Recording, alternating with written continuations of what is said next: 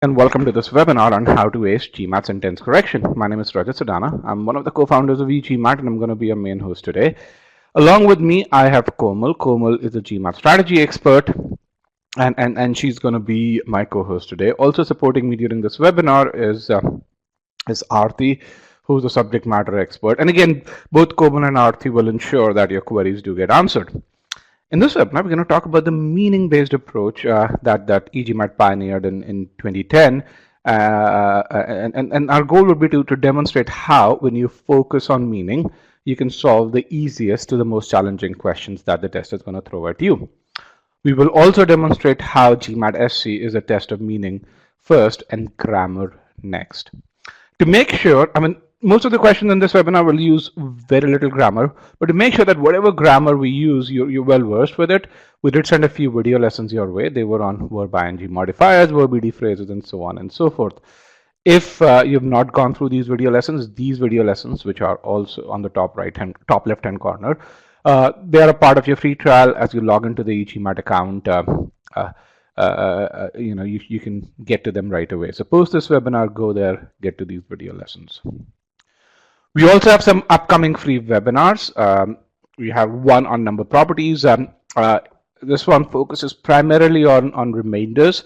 And so if in this webinar, we go from the very basic to the most challenging question. It's a webinar in which is all about 15 questions. If you have a slight idea of how divisibility and remainders work, and if you attend this webinar, at the other end, you'll come out with someone who actually can solve many of the challenging questions that the test is likely to throw at you. So if you've not registered for this webinar, register for the same by clicking on register now. Then we also have a free webinar on GMAT reading comprehension. That's a week from now, which is next Saturday at 7 a.m. Pacific. Again, in this webinar, we're going to demonstrate how to ace GMAT R. So you need not be a voracious reader. If you follow a few key reading strategies, if you focus on improving your comprehension, how that helps you improve your reading comprehension overall. And then this Monday, we have a webinar on essentially how do you get into Kellogg? What's an ideal fit for Kellogg? How many of you over here consider Kellogg to be one of your dream schools? Let's kind of just get in a yes/no poll over here.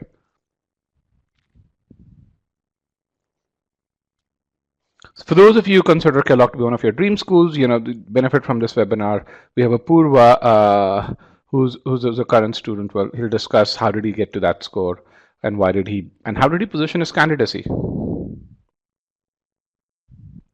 So definitely register for this one. With that, I have upwards of 300 odd students in this webinar. Let's kind of get to know you guys a bit better. The first question that I have is, when do you plan to take the test? The second one that I have is, what's your target GMAT score? Let's reopen this one over here. And then the third question that I want to do is, do you guys have a study plan? Just hide this poll that way.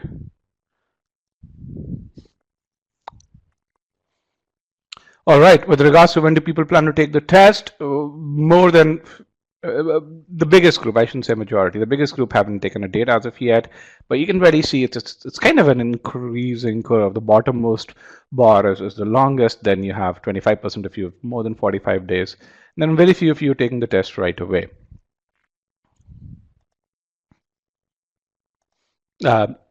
So for those of you who are planning to apply in R1, I would definitely recommend, prepare using the online whiteboard. The whiteboard's here to stay. You can now reserve a test till the 15th of July is what GMAT has told us. Also, we've been getting a really good number of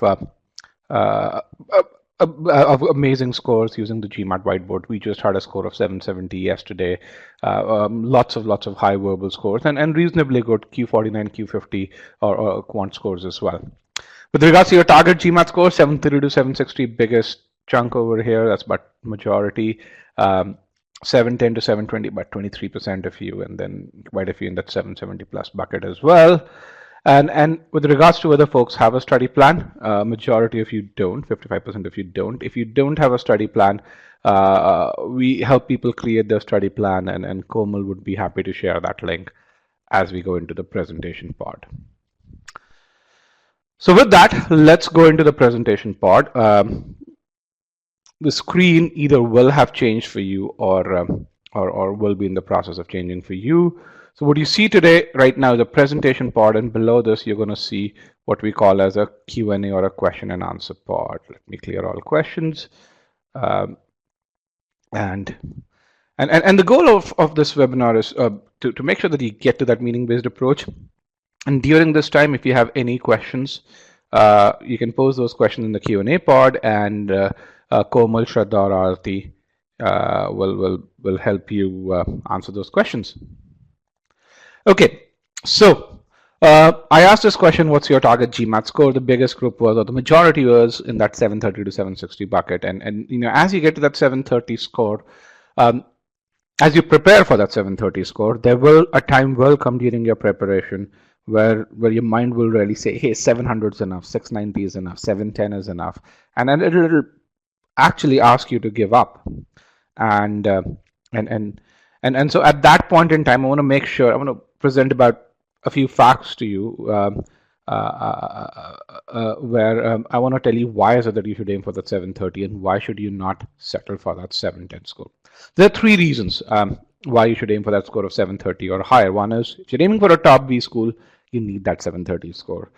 The second is, if you're aiming to get a scholarship, more than 50% of that $350 million that US B schools give out, another 50 million that European B schools give out, more than half of that money goes to folks who get to that 730 or higher score. And again, the third reason why you should aim for that 730 or higher score is when you look at the delta in total earnings between someone who graduates from a top B school, or what we call as a tier 1 B school, versus someone who graduates from a tier 2 B school. If you look at that delta over a 10-year period, it's the highest it has ever been. And my hypothesis is that that number is even going to increase in the near future, especially with round one of 2020 being the most competitive round that we've seen in a decade or so. Okay, so essentially these 30 points can account for upwards of $500,000 worth of net worth for you. Just to add some more context to this data, so here is how GMAT scores have been trending at top B schools. What you're going to notice over here is, one is you don't see Harvard and Stanford there. Why? Because even in 2014 they were there at 730. The second is, for 23 out of top 25 schools, the median scores have gone up. And when you consider schools such as MIT and Columbia, and the MIT and Columbia do provide such stats, over 80% of the incoming class in 2018 had a score of 700 or higher. Okay, and this is despite the fact that we had an estimated decline in GMAT test taking population during this period. Now, in 2020, we expect an estimated increase in GMAT test taking population. We already see the traffic go up. Again, here's a quote by Mark Either, who's a managing editor at Poets and Quants. He says, the bottom line remains that only the best of the best have a shot at getting into any of these B schools. And again, this doesn't stop at top 25. So what happens at top 25, the bottom 25 also follow that trend, and you can really see that. The black dots are schools that are not in the top 25, and you can see 5-year change going in the positive direction over there as well. Here's some anecdotal data. So one of our former students, Nishant, who's a current student at Columbia, scored a 690, applied to a bunch of schools, was rejected by every school, and Tuck and Smeal told him, he said, we love your candidacy, but we don't like your GMAT score. He applied with a 740, not only got admits, but also got multiple fellowships. He actually currently has a scholarship from Columbia. Pravi, with a score of 630, applied to many schools, didn't get a single interview invite.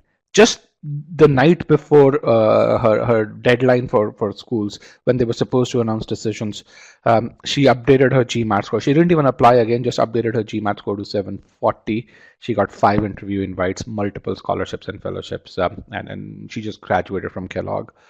Krishnakant, applied in R2 with a 680, was rejected by every school he applied to.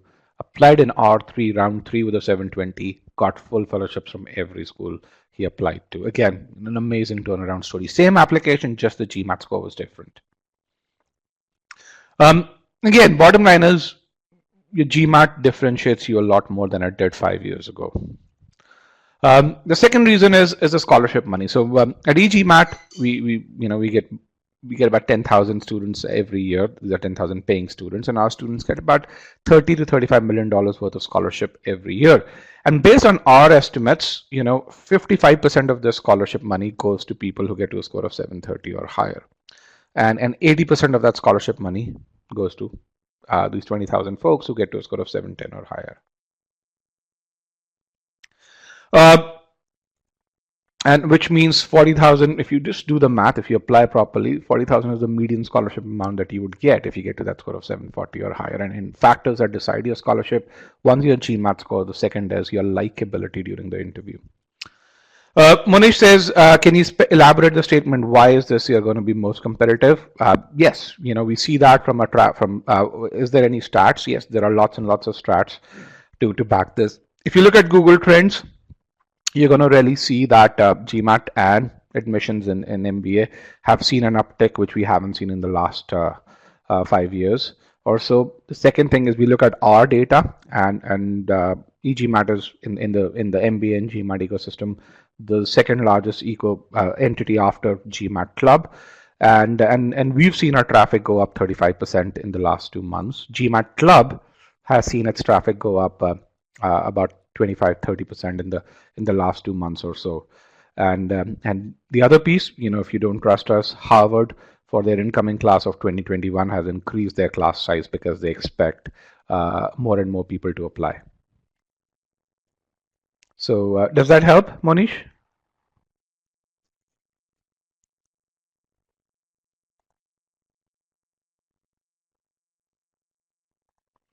So again, if you want to get to the same data, go to a website called Similarwebcom. Just search for top GMAT and MBA preparation. You'd really see that traffic jump over the last 3 months or so, at least the prominent ones, and you can see those trends. And the traffic jumps only when more people are searching for courses. So scholarship, anecdotal data. Let's come back to this. So Mansi scored a 770, received admits from Harvard, Stanford, Wharton, Kellogg, and INSEAD. Is graduating from Kellogg. She had $90,000 scholarships, worth of scholarships from Harvard. Victor, again a 770 scorer, got a full ride from Ross and Keenan Flagler. Again, those icons over there, they're links to our YouTube channel. You can click on them and get there when we give you the PDF. Kong Bui scored 760, got 5 full fellowships. He graduated from Ohio Fisher. Now, his scholarship or fellowship was very unique. He not only got a full tuition waiver, but he also got $1,700 a month to study at Ohio Fisher. So this is something where, talk about earning money to study, or getting paid to study at a particular B school. Again, we talked about Nishant, Pravi, and also you can really see their scholarship amounts as well. Here's another case. Ayush, who's a former e-GMAT student, scored 710, applied to multiple B schools, went through the entire interview round, and he was waitlisted by them. He reached out to those B schools and said, hey, I think we really connected well during the interview.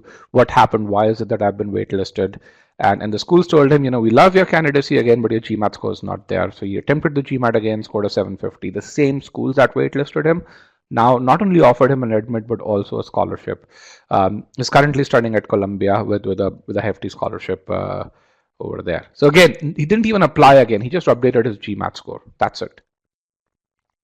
And again, here's a quote by John Fuller, who's a former admissions director at Ross. He says, you score a high score, the school is going to give you a scholarship because the school wants to buy that high GMAT score. Now, the third reason, probably the most ignored reason, is the delta in total earnings over a 10-year period.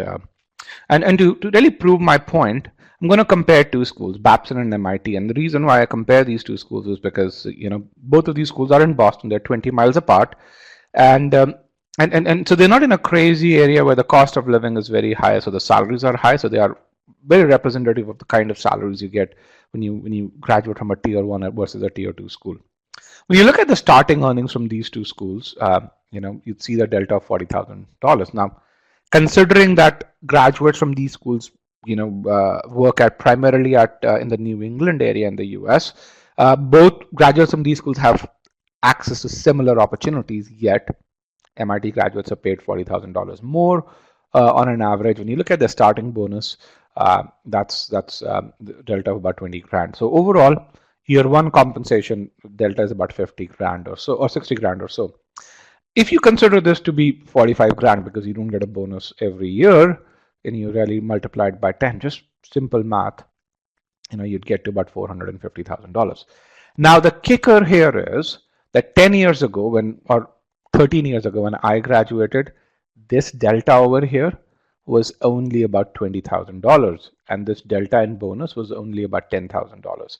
So over the years, what has happened is that companies have started to value graduates from tier 1 schools a lot more than they do graduates from tier 2 schools.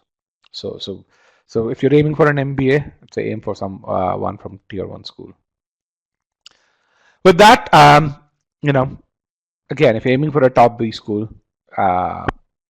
don't settle for a score of 700. Get to at least a 730, if not a 760. With that, let's start with GMAT Sentence Correction. So that was some motivation for you, and thank you for bearing with me. So what I'm going to do is we're going to get started right away. I'm going to give you a sentence correction question, and I want you to solve this question using the method that you typically use. And here is a poll question over here. Now, before I show the question, I want you to I don't want to time you guys as a group, so I want you to select this choice which says still solving. I have about 370 students here in the webinar. I want to get at least 150 of you to say still solving. That way, when you choose an answer choice other than still solving, I will know that as a group you're done with that question, and that way I won't have to time you. You as a group will time you. And below this, I will have a notes pod which has the timer in there. And this timer information, I will have the percentage of class that has chosen another option other than the original answer choice. So you can always look at and see when a certain percentage of class is done. Perfect. I have about 150 people who've chosen an answer choice. Now I'm going to show the question. Here is the question.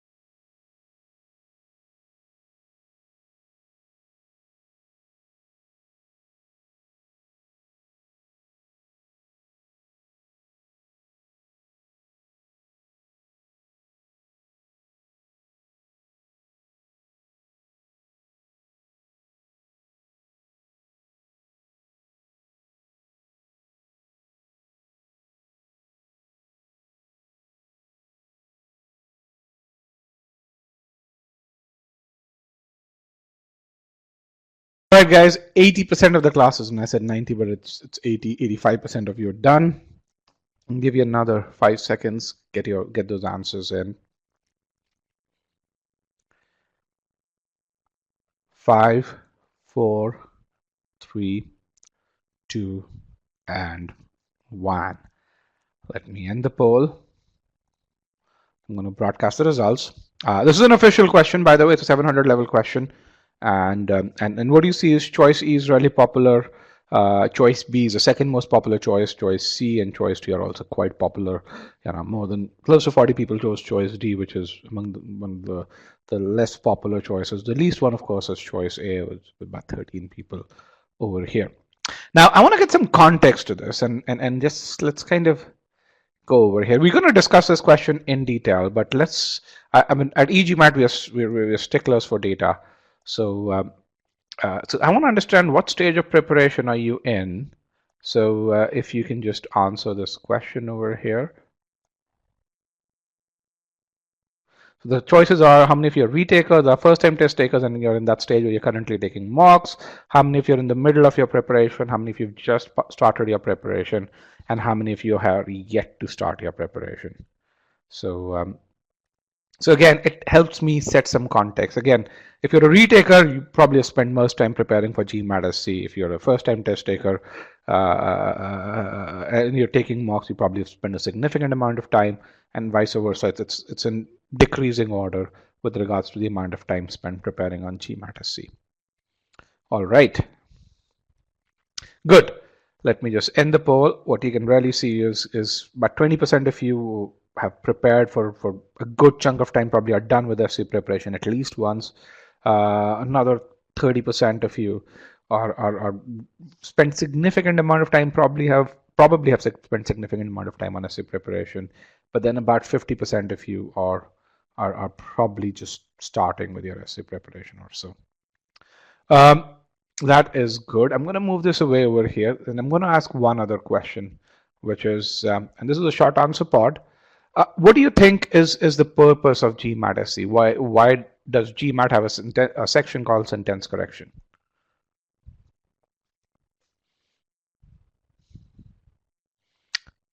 Why does GMAT have a section called sentence correction? What does it test? And again, I'm not broadcasting the results, so when you type in, I do get your responses, but you don't see them, but they are coming in. Once I start broadcasting those, you'll be able to see that.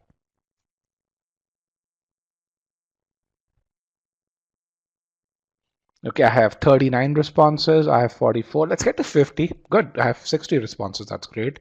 Now you should be able to really see grammar, logic, meaning and comprehension, grammar, to check whether you can convey the idea properly, and so on and so forth. Decision making, okay, that's good. Effective written communication, basic grammar. All right, so I see two camps here. One is the grammar camp, the other is the communication camp, and then there's this intermediate camp, which I would call as decision making. That's great. So let's kind of look at this, and now I'll have another question, which is I want to understand how did you go about answering this question. So what process did you use to solve this question? And here is the question over here. If you can write your response over here. What process did you use to solve this question? Okay, subject verb, parallelism, elimination, okay, comparisons. All right, subject verb, good. Understand the meaning, sentence structure, cool. So again, you can really see different people use different processes. Some of you use intuition, some of you said what sounds right. Comparing all options that suits better. So for those of you saying comparison, again, let's kind of look at this over here. So here is one possible process that people use. They really say they scan the answer choices to find similarities and patterns, and they say, hey, choices C, D, and E, and you have the option over here. Have this by, and they say okay, and A and B have no by, and then you kind of figure out which split is correct, which is hey, less sentence has less by over here, less by government regulation. You see over here less by government regulation, and so you decide by split is correct, and you reject choices A and B. Then you say hey, C looks weird, so reject C, and then between D and E you say E looks better, and and you select choice E, and the data over here shows that a lot of you selected choice E. So how many of you followed this process? I'm going to put in another poll question, which is yes or no. And if you followed this process, select yes. How many of you followed this process and to choose choice E? If you followed this process and arrived at choice E or D, choose yes. If you did not follow this process, select no. And again, as I said, e-GMAT, we are sticklers for data. Here is where what you see is but 44% or 90 of you followed this process. 90 of you made a mistake because of this process, because choice E is not, and I repeat, choice E is not the correct answer. Okay, and which is where if you think this is the way to solve GMAT sentence correction question, you're going to struggle to get to that 90th percentile. You're going to struggle to get to that 730 score. So let's see what's the right way of doing this. Okay. The key point over here is you can't solve GMAT sentence correction questions by using the splits or pattern recognition. GMAT sentence correction is not a test of splits or pattern recognition. You don't need humans for pattern recognition. Computers do a million times better job than humans in pattern recognition overall. You need humans to process logic. Why? Because that's where computers are not there yet. This is a question from official guide advanced, from advanced OG. It's tagged as a grammar based question, but what you'd realize is you can't solve it using pure grammar. Okay, now let's solve this question using our meaning based approach. When you're going to see that as you apply the meaning based approach, you'd really be at home with solving this question. So let's kind of read the original sentence, and the sentence says, the overall slackening of growth in productivity is influenced less by government regulation, although that is significant in industries like mining, than the coming to an end of a period of rapid growth in agricultural productivity. So one of the first things you have to do when you look at this is you've got to understand what is it that the author is trying to express, and to do that, it's really important when you see a large, a long sentence to take chunks of that sentence and make sure they are attributed to the right things. Okay, so you really say the overall slackening of growth is influenced. So I have the subject verb pair over here. Okay, is influenced what? Less by government regulation, although that, what is that? That is referring to government regulation, and that is where we've kind of indented this over here, and we have the subject verb pair, is significant for specific industries like mining, than the coming to an end. So it's less, and then than the coming to an end of a period of rapid growth in agricultural productivity. Okay, so essentially, when I look at this, there are three aspects that this sentence wants to communicate. The first aspect is that the sentence explains the factors behind the reduction in growth in agriculture, growth in productivity. Okay, then the sentence says that the reduction happens because of two things. One is government regulation, and the second is that a period of rapid growth in agricultural productivity comes to an end. And then the third aspect that the sentence wants to communicate is that it says that factor 2, so aspect 2.2, has a greater impact than aspect 2.1. If you were to read this, regardless of whether you were solving a GMAT sentence correction question, a critical reasoning question, or a reading comprehension question, you should have inferred these three aspects. This is a core skill. If you want to ace GMAT verbal, you need to do this.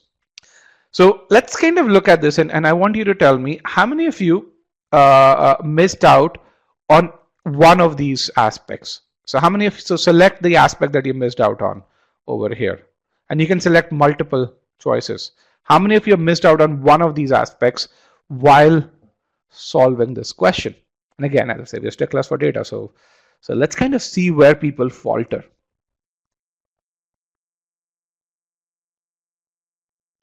Let's get a few more data points. I have, let me just hide my polls over here so I can see the number of people who responded to this one.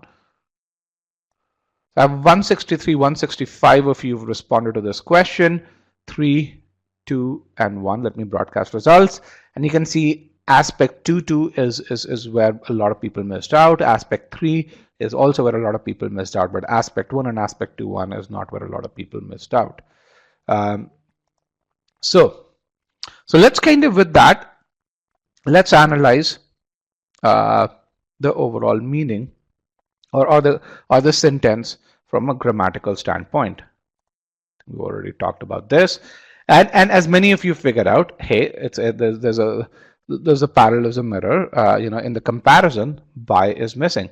So overall, when you look at choice A and you say choice A can't be correct, even though it communicates a succinct meaning, there is a parallelism error over here, which is why I'm going to reject choice A. Okay, so then you look at other answer choices and you really go by the same thing and say, hey, choice A is incorrect. Why? Because by is missing, and for the same reason, choice B is incorrect as well. Now remains choices B, C, D, and E.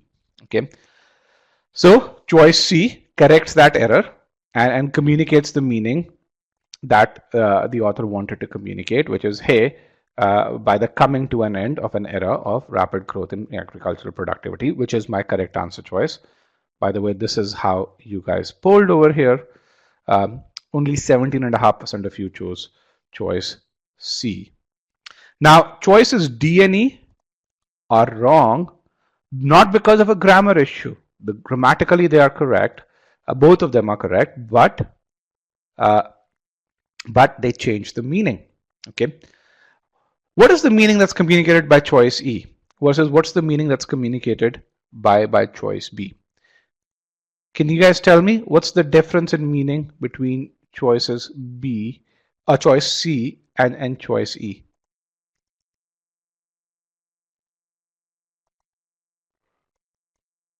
Let me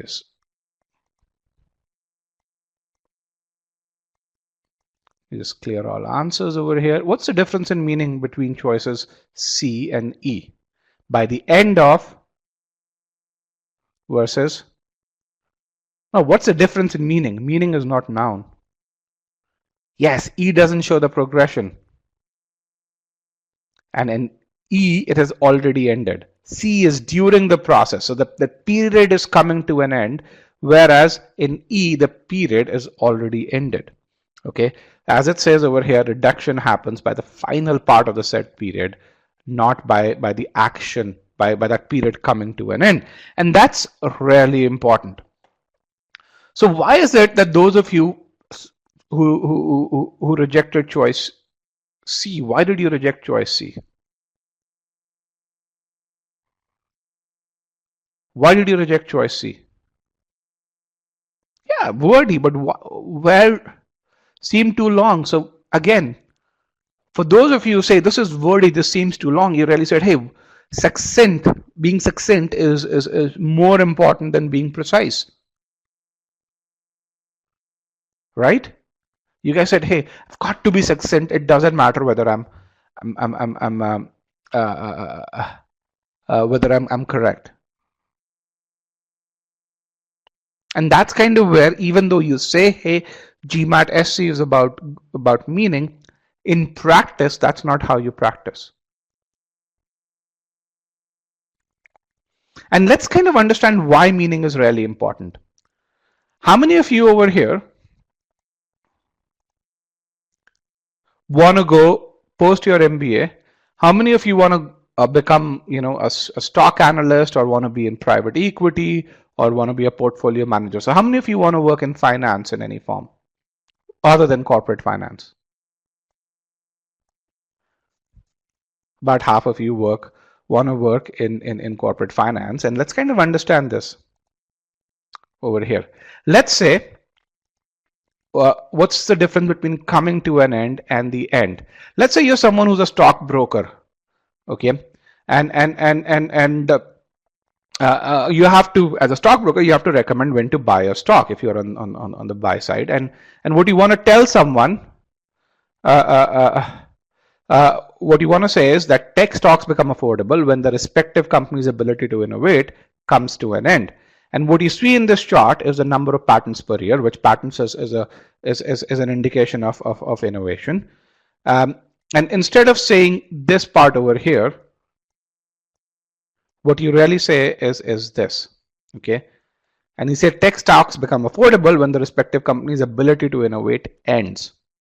Both of them have completely different meaning, where one could mean you buy the stock over here, okay, as well, and two could mean that you buy the stock over here. What's going to happen if you write two when you intended to communicate number one? What's going to happen to your job if you write two but you intend to communicate one?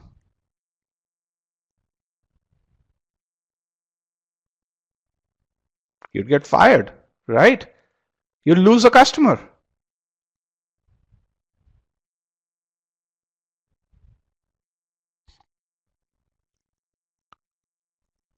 And another way to think about is, do you think Sundar Pichai, Satya Nadella, Larry Ellison are those guys, you know, the best grammarians out there? No, they're not. They're the best communicators. And that's where the difference of coming to an end, where, hey, you're filing so many patents over here, but this thing seems to be flattening out, and there's this judgment of coming to an end, whereas this is the period of ending over here where the patents are actually going to zero. And that's the difference in meaning over here. And you want to make sure that you communicate that precise meaning.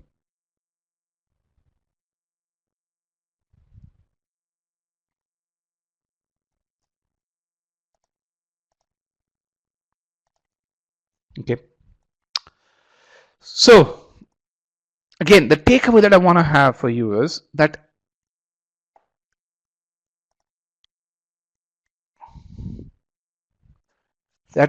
when it comes to GMAT sentence correction, it's a test of meaning and logic. Grammar is a slave to meaning and logic. Is a means, it's a tool to express meaning. And the logic part is the meaning you express has to be logical.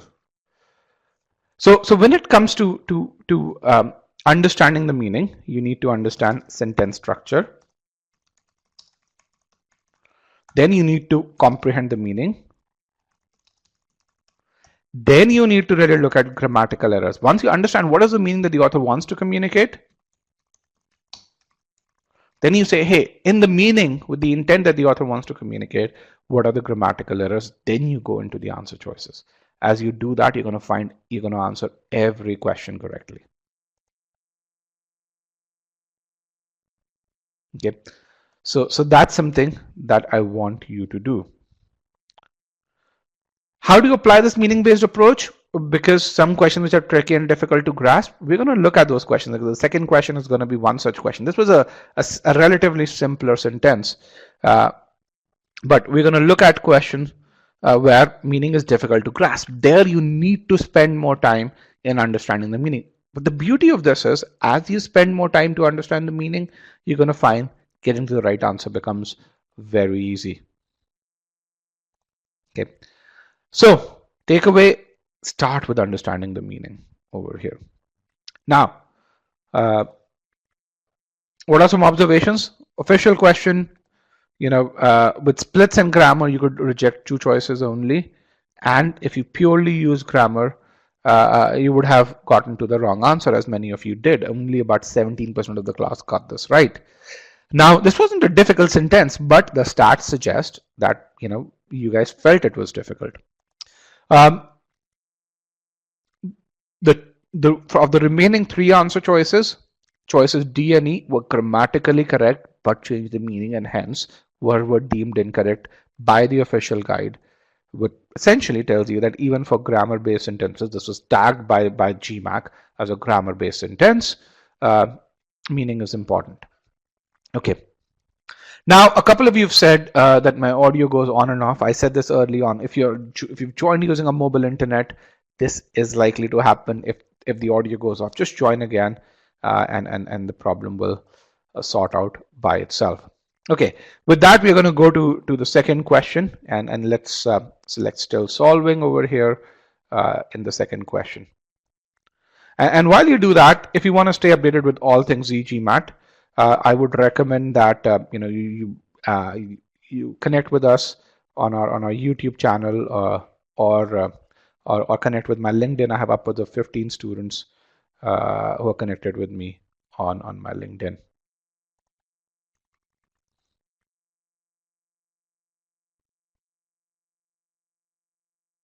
Okay, so so with that, I want to get 150 students say still solving before I show the question.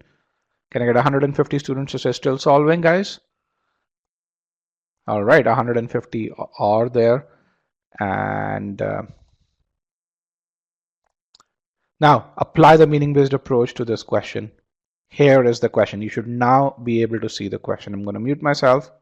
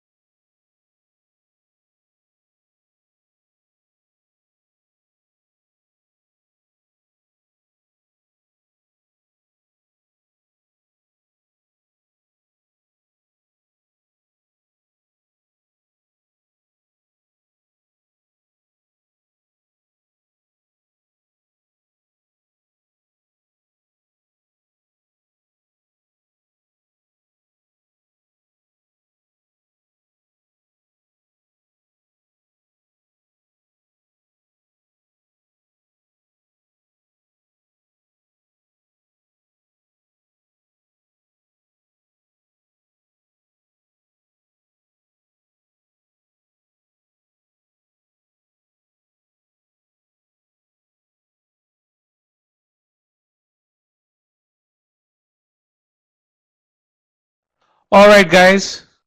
With that, most of you are done. I'm now going to count 5 seconds till I end the poll. 5, 4, 3, 2, and 1. Let me end the poll and broadcast the results.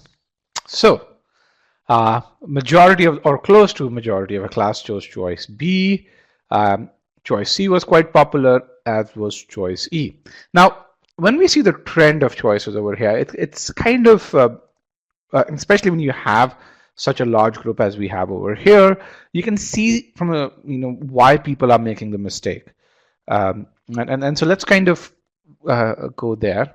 And so this is your classical completely underlined question, which means that splits become difficult. I mean, you can find some splits, but they do become difficult. The only way, or rather the preferred way, I would say, to solve such a question uh, is to really look at and understand the meaning. Now, I have a few of you said in the Q&A poll where you say, hey, maybe to narrow it down to two answer choices, but it becomes difficult to choose between them. And I want to kind of make sure you get away from that attitude. And I'll tell you what that attitude is. A lot of you, or rather many of you, actually are able to narrow the answer down to two options from five, and you really say, okay, I'm almost there, and so if I just get this one other thing right, I'm going to get there. So you give yourself a pat on the back. Well, you're not doing anything wrong over there, but the problem is when you start doing that, what we've observed is that people kind of stop their learning rather than figuring out why is it that they couldn't narrow it down to the correct option. They really say, okay, they're satisfied with the fact that they're able to get they're able to reject three options incorrect, three of the incorrect options. On GMAT sentence correction, in fact, on every GMAT question, the correct answer would be absolutely correct. You will not have a close option. And that's something that I'm going to prove to you during this webinar. So if you made a mistake, despite narrowing it down to two options, don't give yourself a pat on the back. You still made a mistake. You did not get any points. Rather, focus on understanding why you made the mistake and ask yourself, how is it that that you're not going to make a mistake? Okay.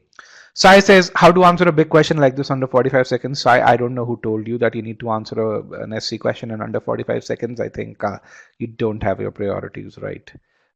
We'd love to help you understand what's the right amount of time to answer questions based on what your special abilities are. So everyone has their own sweet time to answer questions correctly, and we coach everyone on that.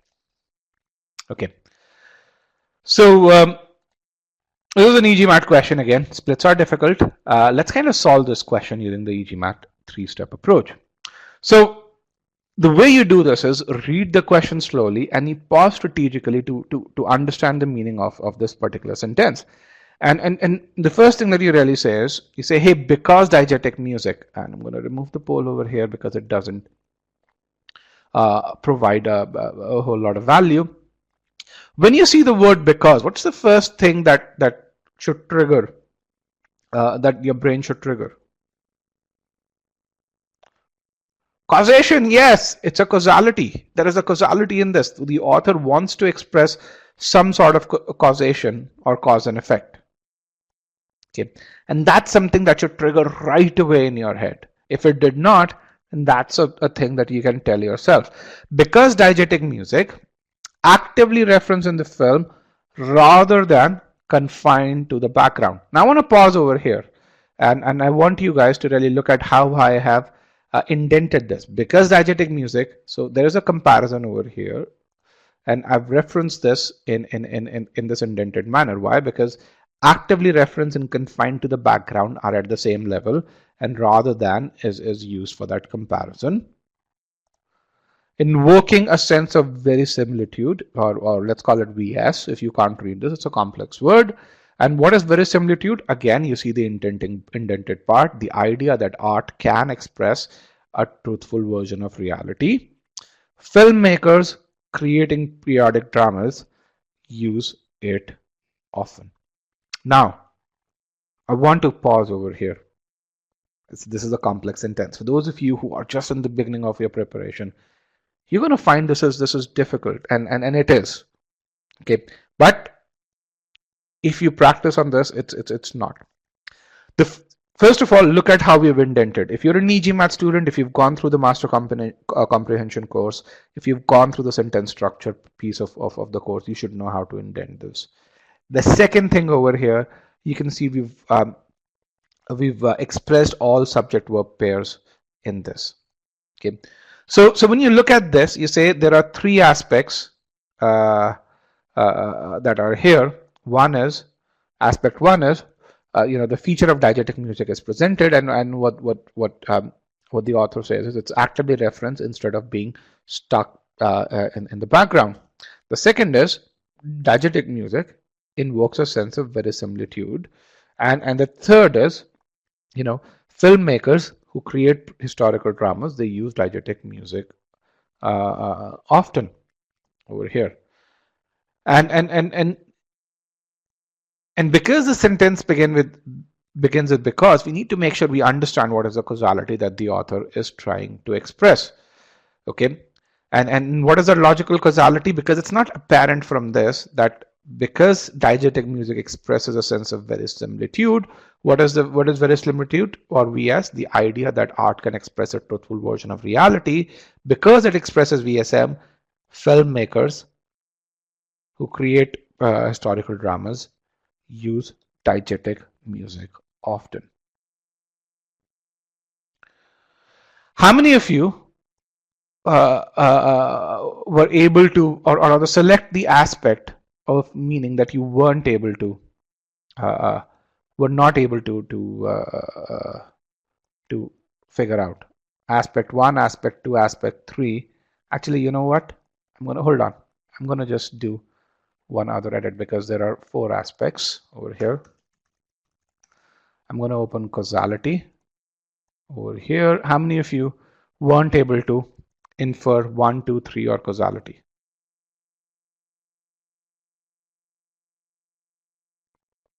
And again, this is a multiple response question, so you can choose multiple if that were the case.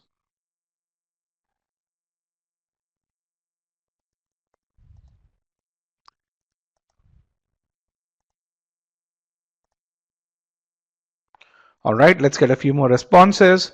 You can really see the causality because aspect 2, aspect 3 is something where a good chunk of you faltered. So let's go forward. Again, this is feedback for you. If you know where you're faltering, you can really ask yourself why, and you can ask yourself how. And so with that, let's analyze the answer choices over here. And I'm going to hide this, and I'm going to get how you guys polled for this one so that we have the poll available. Yes, here is how you guys polled. It's at the bottom right hand corner. It's for your reference. So let's kind of look at choice A. So in choice A, when we look at this, well, first thing you really see is the meaning seems to be correct, but there's no verb for diegetic music. You have a subject-verb pair over here. You have a subject-verb pair over here. But for this particular subject, diegetic music, invoking is not a verb. And so for a grammar standpoint, choice A is incorrect. But other than that, everything else seems to be correct. So you have this checklist that we go through once we understand the meaning, and we really say we look for subject verb errors, verbs errors, pronouns, modifiers, parallelism, comparison, and so on and so forth. Now the beauty of this is that once you understand the meaning, you kind of figure out what errors do you need to look for. So for example, in this sentence, subject verb is something that you always have to look for, but in this sentence, there is no time period which is mentioned. So essentially, you don't really need to focus on verb errors. But parallelism, comparison, and modifiers are typically there. Idiomatic usually is not there as much. Okay. So you say subject verbs and errors. I'm going to reject choice A, and a good chunk of you, pretty much everyone rejected choice A, and hence you got this part. Now let's look at choice B. Choice B again says, it starts with a very different way. It says actively referenced in the film rather than confined to the background. Okay, what is actively referenced in the film rather than confined to the background? Diegetic music. So that part is correct. So so this part, the modifier reference is absolutely correct. Is often used by filmmakers creating periodic dramas. So that's correct too. Filmmakers creating periodic dramas. Why? Because it invokes a sense of verisimilitude. So there's a pronoun reference over here, and it clearly refers to diegetic music. So there is nothing wrong with this. So that pronoun reference is correct as well. Invokes a sense of verisimilitude. And what is verisimilitude? Again, we have a modifier. the idea that art can express a truthful version of reality. So because all of this is correct, so it expresses the right meaning. There are no errors. Choice B, which about 48% of you chose, is the correct answer. Now let's look at other answer choices. Okay, choice C. Let's go to choice C over here.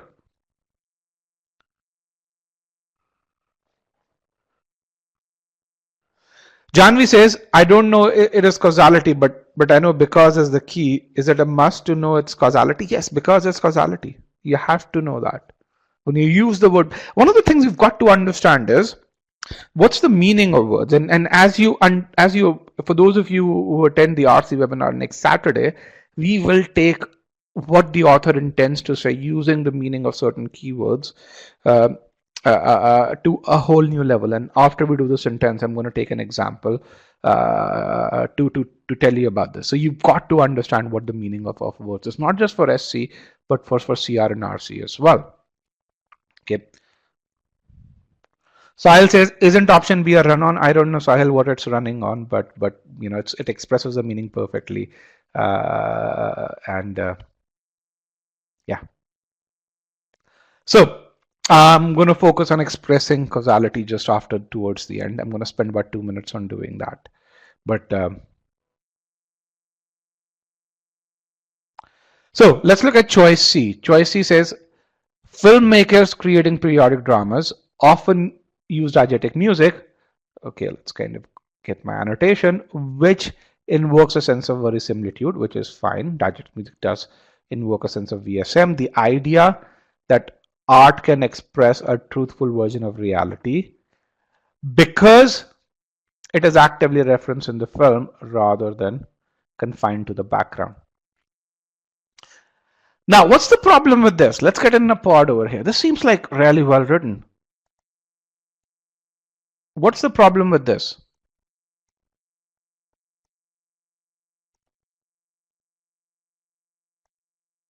What's the problem with this part, with this sentence?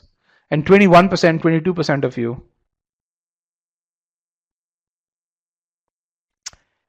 Yes, a few of you really have gotten it correct. The causality by itself is wrong. It reverses the causality.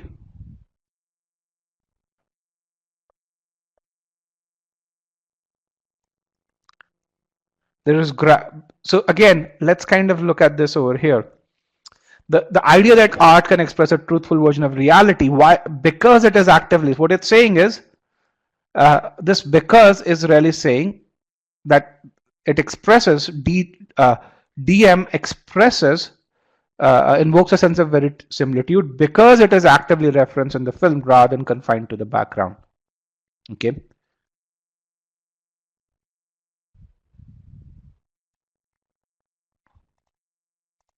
When you look at aspect 1, aspect 2, aspect 3, they are okay. When you look at causality, the causality part is not okay.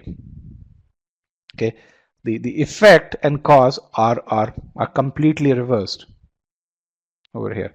How do we identify causality correctly? Arya has a great question. Rather than and Arya, the answer to this is you do sentence structure. If you do sentence structure, if you look at how we were splitting these sentences over here, we are attributing parts of sentences to what they refer to.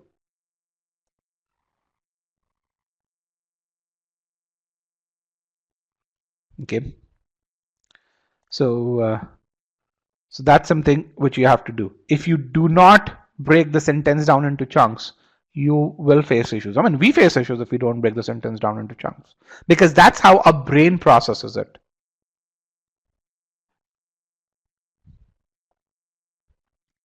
Okay.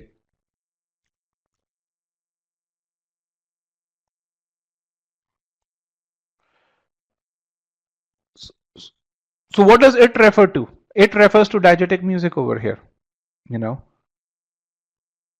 not the idea or not art. I think that part is clear from the context. And again, many of you really say, hey, pronouns can't jump. From the context, they can. That's something which is there. And Shraddha can, Shraddha, if you can share some articles if you remember. So how is causality different? Because in this, what the author is saying is, let me get notes over here.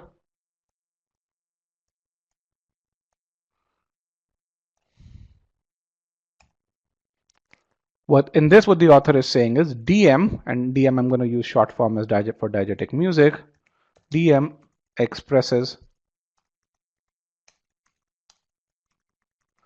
VSM because it is actively referenced in the film. Okay. Can you guys now look at the sentence structure and see what the author wanted to say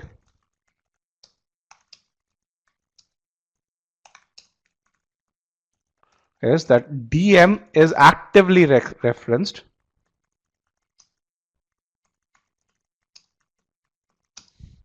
because it expresses a of VSM. Because DM has that property, filmmakers references actively.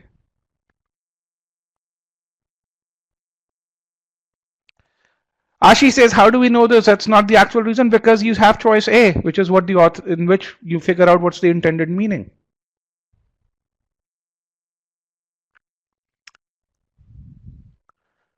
Okay, Janvi says, why not filmmakers use DM? Because it is actively referenced. Janvi, do you think what you're saying makes sense? If the music is actively referenced in the film, then filmmakers have already used it, right? So Janvi's question, and let me just delete this.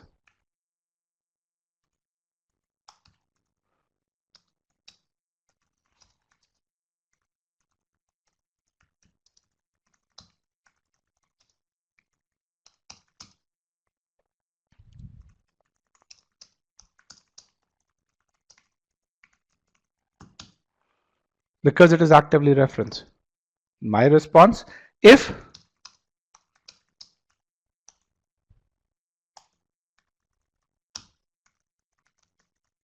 it is actively referenced, then filmmakers have already used it. It's not the reason why they use it is not because it's actively referenced.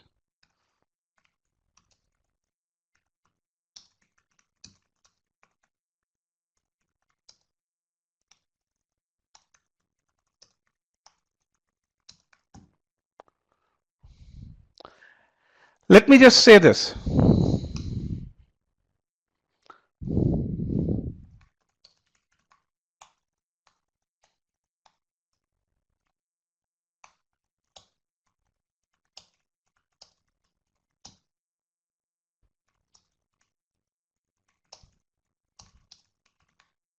So let's kind of take two sentences, okay? And this is sentence one. People bought Google, Google as in the Google stock. I'm going to call it one over here.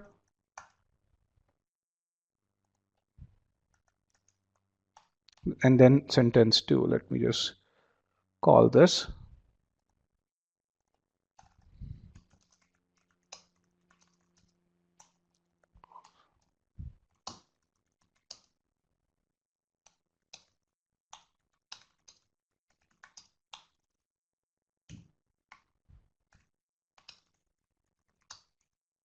Okay, what's this? Something going on with my...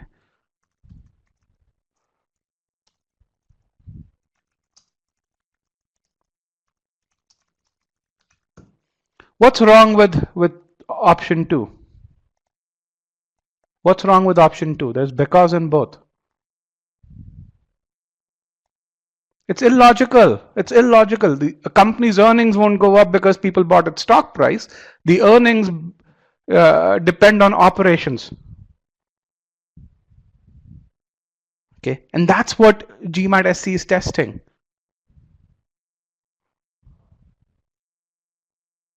Okay, so that's why. So filmmakers. So in the same way, imagine yourself as a filmmaker. They would use DM Because it has a certain attribute.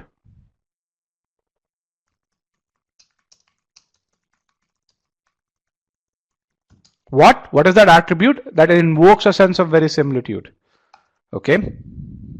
The attribute would not be there because it's referenced in the film in a certain way. Or rather, it's illogical to say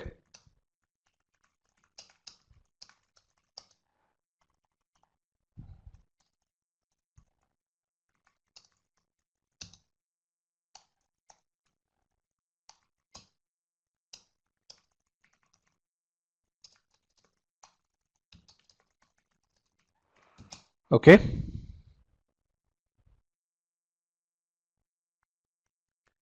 It's illogical to say that. And that's what I want you to learn. There's no grammar here, by the way. It's all logic. And again, remember this, that the original choice gave you the meaning. You have to focus on it. Okay. Arya, does that help answer your question?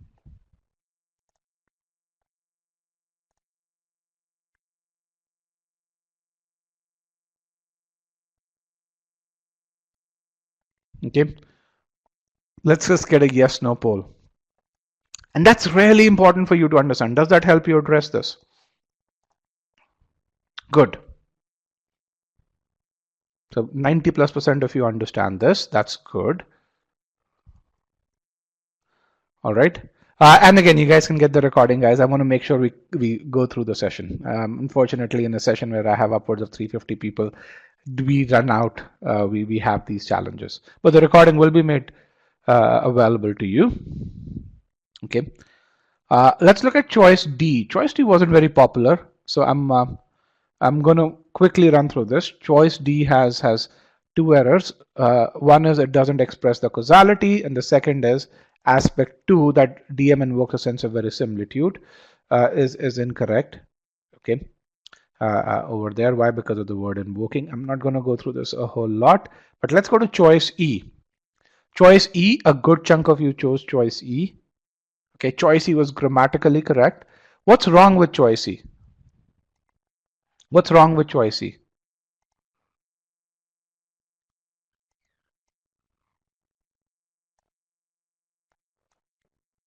When he says, does it mean that the main statement is always correct? The main statement, what is wrong with causality? There is no causality in choice E.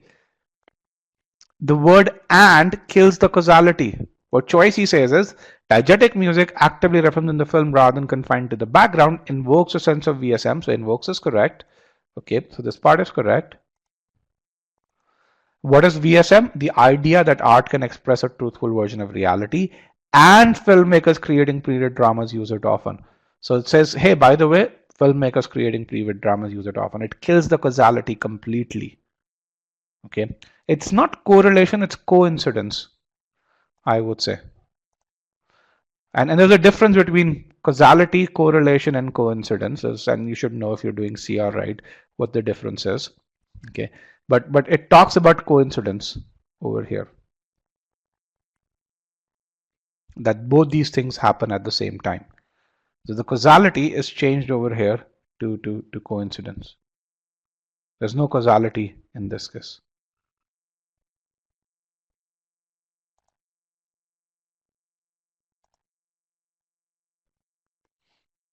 Okay. So is the main statement always correct? The meaning, you've got to get the meaning from the main sentence. Most of the times you'll be able to get the meanings correctly. Some of the time you'll have to infer the meaning. But either way, if you go to option choices without 100% understanding of the meaning of the original sentence, you're going to get messed up. You're going to find there are multiple good answers. You're going to get confused. But if you focus and spend time to understand the meaning, you're going to find that you're able to get to the correct answer choice. You reject the incorrect ones with confidence. Okay, and they're going to take this to another level over here, where in the next question, which is an official question, we will have you infer the meaning. But before we go there, I know you got a lot of questions wrong, but what have we learned so far? What have we learned so far?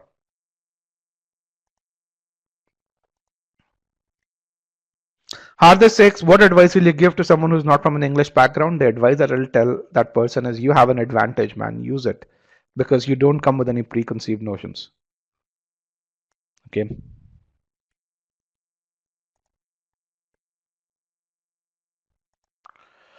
Okay. I had promised a couple of things I'm going to really say. So the question is, how does and kill causality? Let's kind of do that over here. I'm going to briefly spend this. Let's get to my notes 64.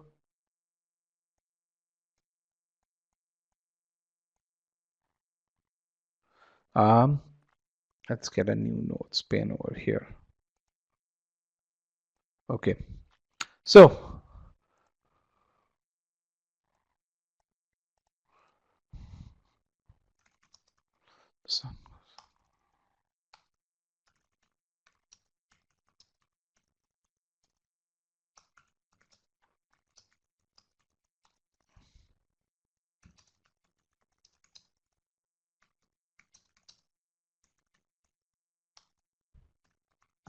let's look at this sentence over here, and let's kind of look at another version of this sentence.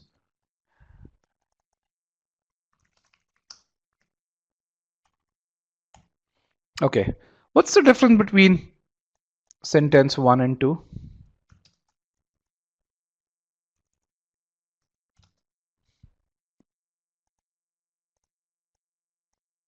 What's the difference between sentence 1 and 2?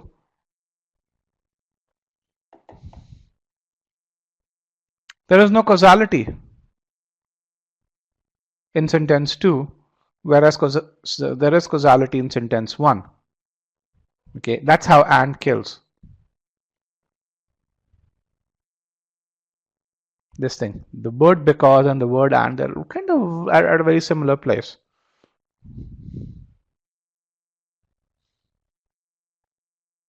Okay, so that's why sentence 2 expresses a completely different meaning than sentence 1.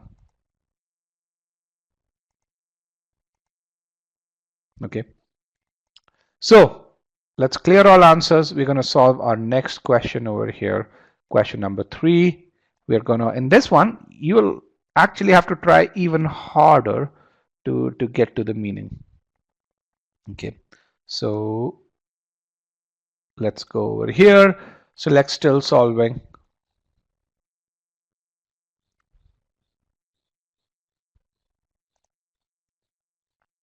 And I see while you're doing this, I see a lot of you are asking about the pricing. We do have a deal going on because it's the end of the month, beginning of the month.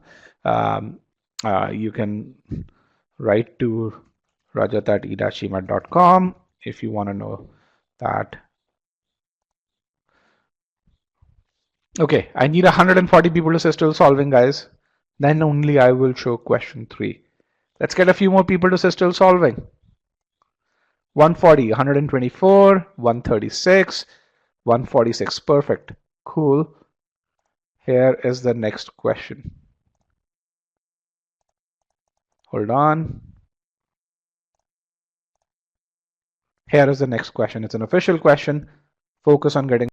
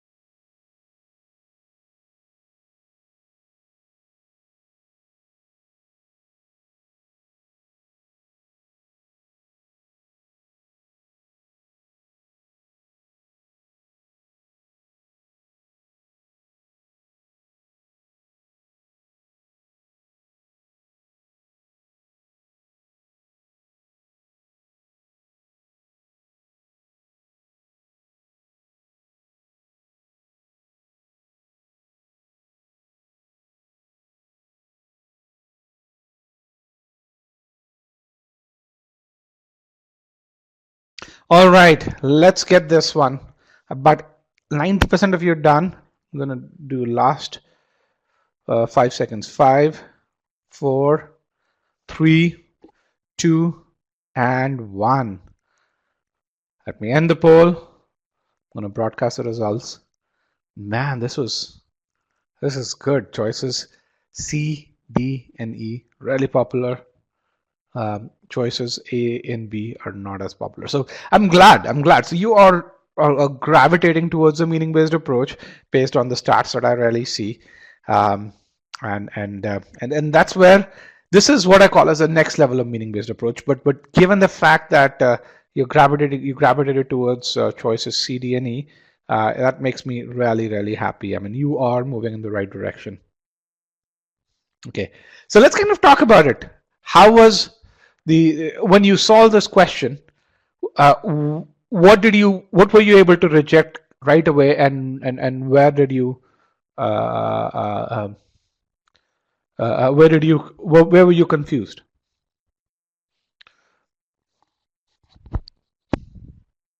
How did you and how did you reject choices A and B?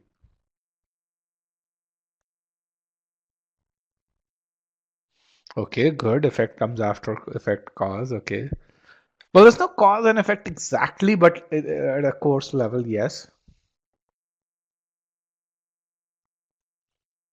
Okay, what is chiseled away? D and E. All right. Unclearing the meaning of chisel. Chisel is, sanded. What's the right way to say chisel? What's another word? It's like you're cutting and chopping it off and sanding it. Chiseled with mountain or monasteries. Good. You're asking good questions. I love this, and the stats show that. Thank you. So let's do this. So what I see over here as a group is that your thoughts are moving in the right direction, your processes are moving in the right direction, and which is good. And as we go from one question to the other, I start to present new challenges, but you're conquering the challenges from that you faltered on the prior question. So there is good progress. I can really see that from the stats overall. So I am glad, even though many of you still made a mistake. You did make a mistake on the things you made a mistake on in the prior question, and so on and so forth. Okay. Um, so let's solve this use process using the GMAT three-step approach. Okay. So let's understand the meaning, the original meaning. The meaning says many of them chiseled from solid rock centuries ago. The mountainous regions of northern Ethiopia are dotted with hundreds of monasteries. Okay. So let's kind of look at this over here. Many of them, and we're going to do the same sentence structure thing. Many of them chiseled from solid rock centuries ago. What are chiseled from solid rock according to the sentence? The mountainous regions of northern Ethiopia, and they are dotted with 100 of monasteries. So when you think about the meaning, the three aspects. One is we're talking about the mountainous regions of northern Ethiopia. The second is these regions were chiseled from solid rock centuries ago, and the third aspect is that these regions are marked with hundreds of monasteries. Okay. Now, when you think about this part over here, and when you look at this sentence again over here, the question that you ask is this logical? Is it logical to really say that mountainous regions are chiseled from solid rock centuries ago, or were chiseled from solid rock centuries ago? Is it logical? No,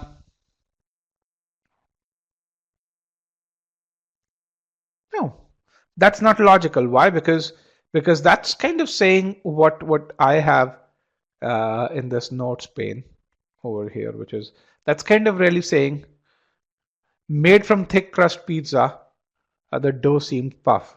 No, that's illogical. You don't make the dough from thick crust pizza. You make the thick crust pizza from the dough.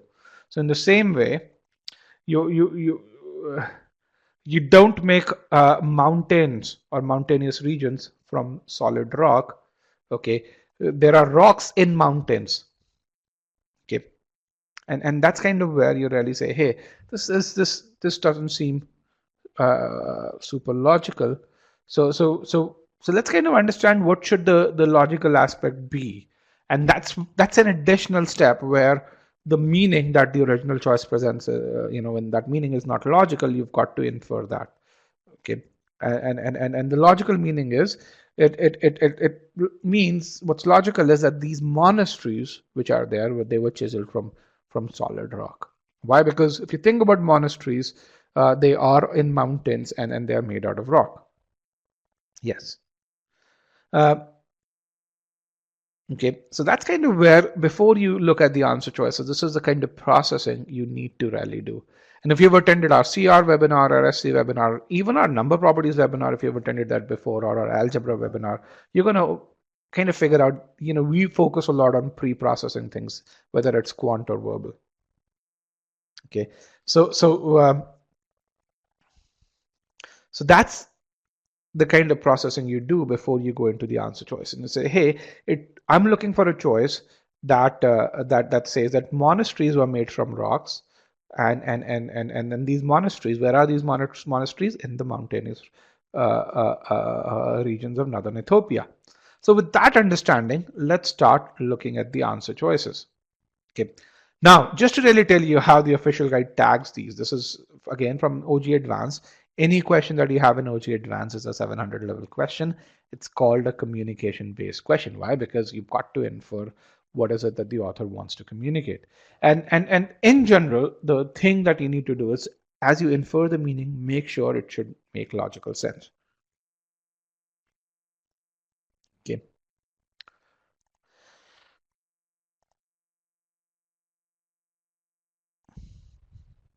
All right. So with that, let's kind of figure out the errors in our original sentence. And the error in the original sentence is clearly a modifier's error. Why? Because the logical reference doesn't exist with regard to solid rock chiseling the mountainous regions. Okay. And with this modifier error, let's go into choice B. And that's kind of where, when I look at this poll and I see, very few if you've chosen choice either choice A or B, I really see, okay, you're starting to focus on meaning, because in choice B, there's a similar chisel from solid rock centuries ago, the mountainous regions. So mountainous regions aren't chiseled from solid rock. Mountains, there are rocks in mountains. A rock doesn't create a mountain. So it's like, hey, a dough creates a pizza, pizza doesn't create dough. So in a mountain, there are many rocks and not vice versa. This one seems to suggest that one mountain comes from one rock.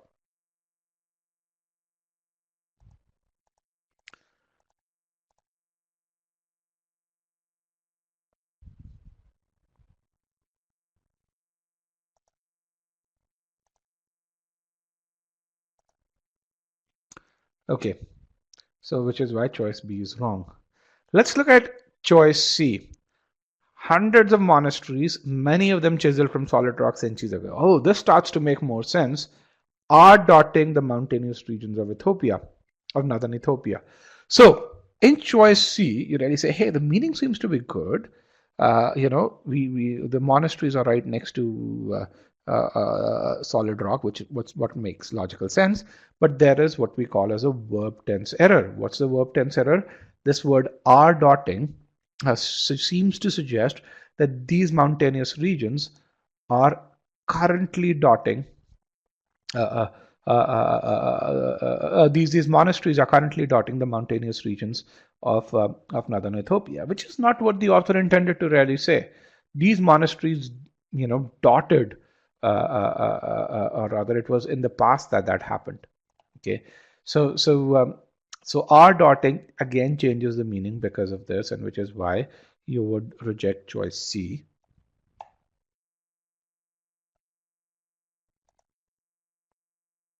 Okay. Choice D is kind of along the similar lines over here. Choice D says the mountainous regions of northern Ethiopia are dotted with hundreds of monasteries, many of which are chiseled from solid rock centuries ago. Again, the grammar part is all okay, but then are dotted means that they started dotting sometimes in the past, and there were again, this is not simple past, which is what we are looking for. Okay, are chiseled, are dotted both suggest a present action over here. Okay, the intended tense is supposed to be a past tense.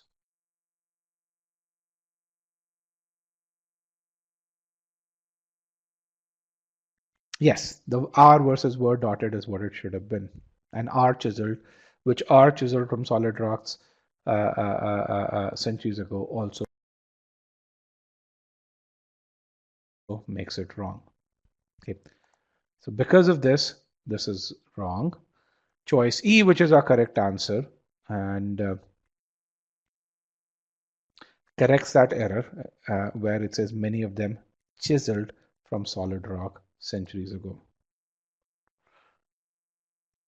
Okay.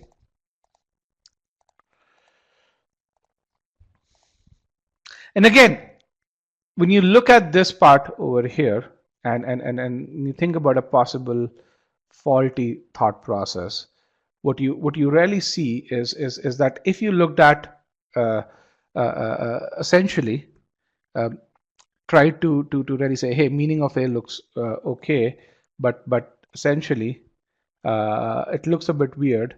Look at choice B, and B since conveys the same meaning as B, and you mark B as the correct answer, and you really select choice B over there, and you reject choices C, D, and E because they communicate the same meaning as C, D, and E communicate a different meaning from choice A. If you went through this, and very few of you actually went through this, then that would be a faulty thought process. If you purely looked at it from a grammar standpoint, a lot of you would go through that process, and as you go through that process, you're going to find that that you choose answer choices that seem right to you but don't convey the meaning. Okay. I'm going to actually just quickly go through this. It's 8:32 a.m. my time. I'm in Phoenix, Arizona. I'm going to quickly go through this. So let's talk about R dotted over here. So the mountainous regions of northern Ethiopia are dotted with. So they're currently being dotted. So I made a mistake when I said R dotted is wrong. This part is correct over here because they're currently dotting as well. So that part is correct. Because were dotted would have been incorrect. Because they currently dot that too. But the fact are chiseled is wrong. This part is wrong over here. Why? Because they were chiseled in the past. So I think, again, what you have to focus on is what is the meaning that you want to express. All right. Choice E, which expresses the correct meaning over here. This is choice E. Many of them chiseled really says that this chiseling, the action, happened in the past. Okay. Smithra, does that help? And Akshay, does that help explain the difference between choice D and E? So chiseled versus are chiseled.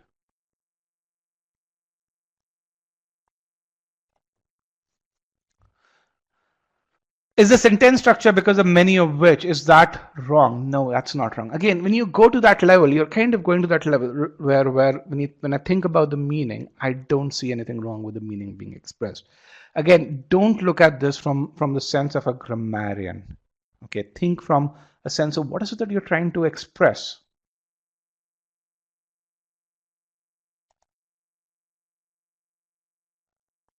Okay.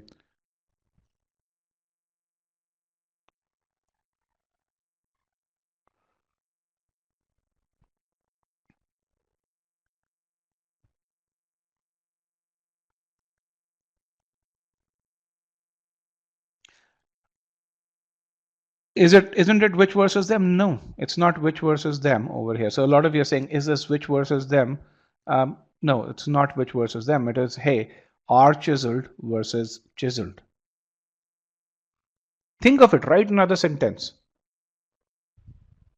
And really say, what meaning does are chiseled express to you?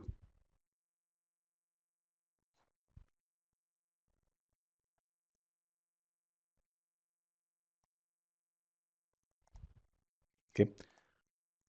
So this takeaway over here, you need to know what is it that the sentence intends to communicate before you actually go into looking at the answer choices. That's really important. Don't take things on face value over here. Make sure what this intends to communicate is logical, is something that you accept.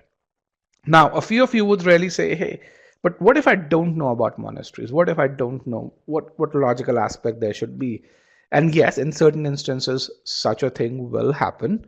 But that's why you do practice. That's why you do practice with the right approach. Now, if you practice using the right approach, you're going to find that in those few instances that you're not familiar with, those few contexts that you're not familiar with practice, you do get familiar with those few contexts. But that's not what's going to stop you from getting to that 90th percentile. Maybe that will stop you from getting to that 99th percentile on GMAT SC, but not 90th. To get to that 90th percentile, the major chunk of the battle is to understand the approach and get there. Okay. Now, one of the other things which you probably can infer from this is that if you blindly practice, you can't get to a path of continuous improvement. And why is it that you can't get to a path of continuous improvement if you just do blind practice? What do you need to improve as you practice questions? Or first of all, when should you start practicing? Let's kind of talk about this.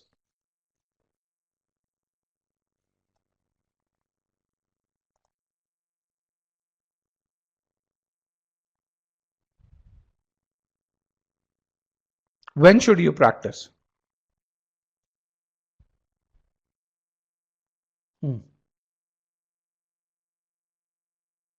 Okay. Once you've figured out the right method, when you know the right approach, it's not when your basics are clear, when you know the right approach, that's when you should practice. Now, what percentage of your time should you focus on pure practice? Let's say if you have 40 hours, let's assume you have 40 hours to prepare. What percentage of those 40 hours, or how many of those 40 hours should be done on pure practice? Okay, 80%, 5 hours.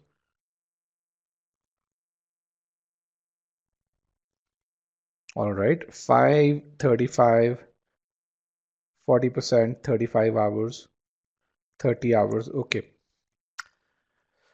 Okay, so tell me one thing. I'm going to really say, let me actually get another poll. And these are questions that you should think about over here.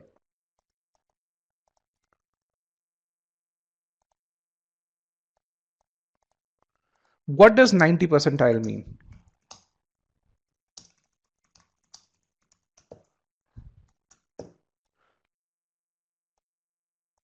What does 90 percentile mean?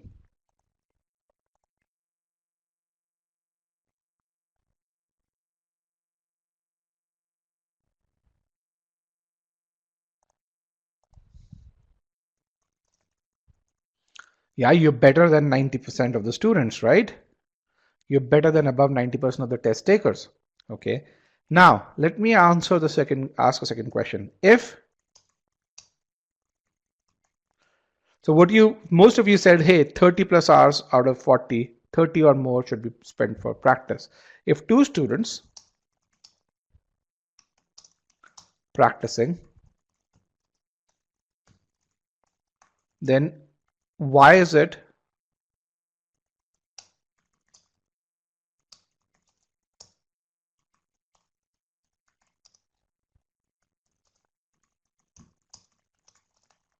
while the other? So what determines whether you get a 60th or a 90th percentile if you spend 30 hours practicing? Okay, because you're not reviewing the answers and learning from it. Okay, you have to have a good approach, review answers. But if that approach can only be gotten in 10 hours, then everyone should be able to get that right approach.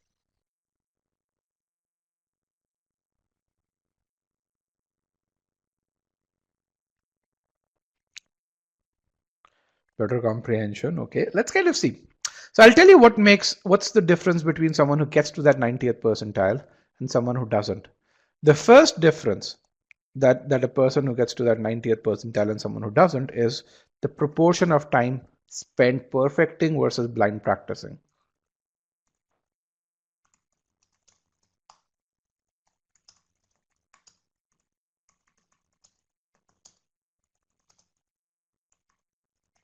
Which means people who get to that 90th percentile or 97th percentile, they spend, again, same 40 hours, they spend about 20 to 25 hours perfecting the approach. Some even spend 30 hours perfecting the approach, but because they spend that time, they need only 30 hours or only 10 hours practicing.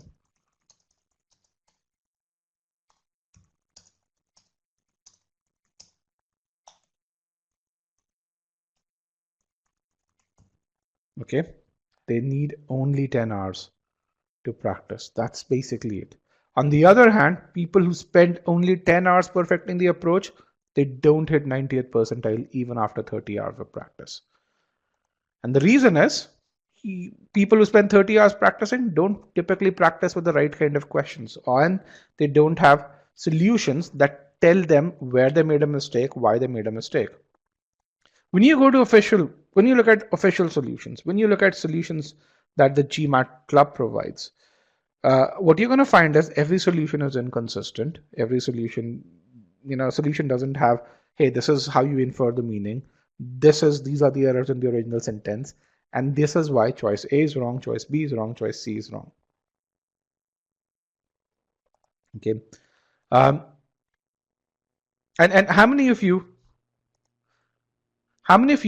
those of you who've been preparing for some time, have seen solutions that provide this level of detail?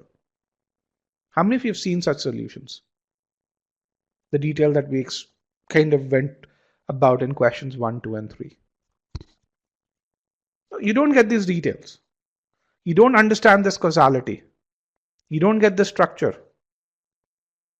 In GMAT Club, you may get it for a few of the questions which we have responded to, but not otherwise, or one of our students has responded to. Okay. And you need those solutions to be able to improve. But even before you get to that level of practice, you need the approach. Okay. And which is where getting to these solutions is really important. And that's where in as you go through the practice, the free trial module, you're going to find that every question is solved using this approach where you understand the meaning, you identify the errors in the original choice, and then you analyze the answer choices. And this is something that you see in all of our application files, all of our practice files, all of our Scholarinium questions, and the solutions that we provide to official guide questions as well. Okay. Now, once you have these solutions, you can really figure out where did you make an error? Did you not understand the correct meaning? Did you not identify the errors in the original sentence? And if you did A and B, in the unlikely scenario that you did A and B correctly, did you not analyze the answer choices correctly? And more often it's 1 or 2, and even in 1 or 2, which aspect did you falter on? So there are about 70 or to 80 reasons why you could get it wrong, but they would either belong to step 1 or step 2 or step 3. Once you can identify the reason, correcting it becomes fairly simple. Okay, with that, let's kind of go to the last question for the day. We're going to solve this question, and here is the question over here. You guys know the drill. Let's get the poll. Let's get still solving.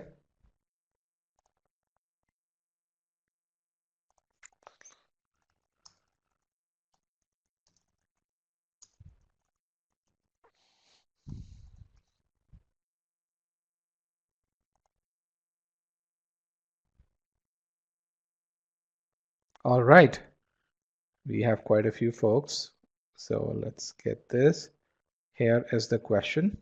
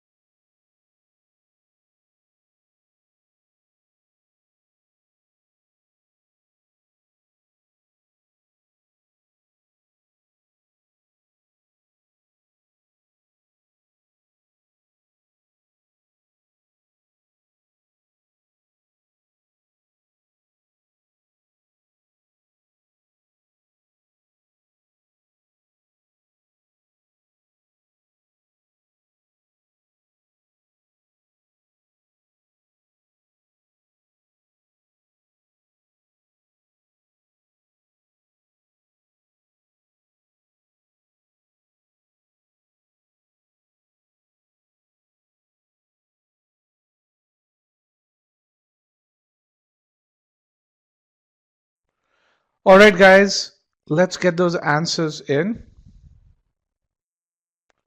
5, 4, 3, 2, and 1. Let me end the poll. Let's broadcast the results. Choices B and D are the most popular ones. Again, that's good. You're kind of gravitating towards uh, um, towards the right meaning of the sentence. That's really nice. Okay, so let's see how we go about solving this question. By this time, you guys know the drill over here. So let's read the sentence slowly and and and and and kind of try and infer the meaning. So the sentence says a star will compress itself into a white dwarf, a neutron star, or a black hole. Let me get my annotations over here. So a star will kind of has 3 options. One, it's a white dwarf. The second is a neutron star or a black hole after it passes through a red giant stage, depending on mass. So when I look at this, it says, hey, man, this is a fairly simple sentence. It just seems like it's fairly well worded. There are 3 options that a star can have. It can be a white dwarf or a neutron star or a black hole after it passes through a certain stage. What is that stage? A red giant stage. But then I really see this thing towards the end, depending on mass. So and I say, hey, that's kind of like dangling somewhere. I don't know what this this refer to? Whose mass am I talking about over here? And that part is not clear. And logically, when I think about reading this, it should really be the mass of the star, or it should be the mass of the red giant stage. But either way, it's not clear to me what this refers to. So there's something wrong with choice A that I want to do this. So then let's kind of go through the various options, and I'm going to compress this part over here. Why? Because I think you guys by now know the drill. So choice A, I'm going to reject. Why? Because depending on mass, seems like dangling. This part's wrong, so I'm going to reject this over here. Let's kind of look at choice B over here. After passing through a red giant stage, depending on its mass, a star will compress itself into a neutron star, a white dwarf, or a black hole. So, as someone said, it's really elegantly written. This choice has a problem, though, which is, whose mass are we talking about? Are we talking about the mass of the red giant stage? Let me just go over here. Are we talking about, sorry, let's kind of, what's the better annotation? Are we talking about the mass of red giant stage, or are we talking about the star's mass? And even though from a purely grammarian standpoint, this is a grammatical standpoint, this sentence seems perfectly okay because of this ambiguity in pronoun reference, because it's close to either of them. I would kind of keep this. I would move forward. Okay. Let's go to choice C. What's wrong with choice C over here? Can you guys tell me? Choice C says, after passing through a red giant stage, a star's mass will determine. Okay, what's wrong with choice C? A star's mass cannot pass through the red giant stage. Yes. Yes, that's great. You guys are getting it. After passing through the red giant stage, a star's mass will determine and say, hey, a star's mass doesn't pass through that red giant stage. So this part is wrong. And hence choice C is wrong. Okay. And again, and again, the other part over here, as some of you said, this it is also wrong. You don't know what it is referring to. That's perfect. You guys are getting there. That's good. I'm glad. Then choice D says mass determines whether a star, after passing through a red giant stage. So after passing through, what passes through? Star passes through the red giant stage, will compress itself into a white dwarf, neutron star, or black hole. This one, everything seems to be correct, and hence, so this is mass determines whether a star, after passing through the red giant stage, will compress itself as to the star into A, B, or C. So this one was right in all of this. So I do this and really choose choice D as my correct answer. Choice E, again, same error. The mass of a star after passing through this part, I mark it wrong, and hence get this wrong.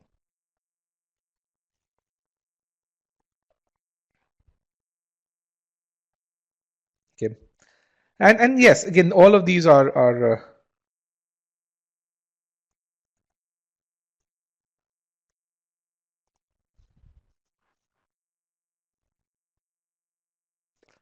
okay. Choice D, hand says I have a problem. Not sure whose mass it refers to.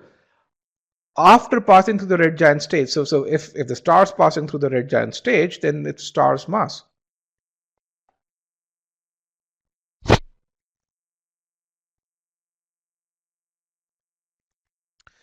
Tuple says technically it is not the mass. How can it be the mass of the red giant stage? It can be. Why? Because when a star transforms, for those of you who are into astronomy, would really say at every stage a star loses mass.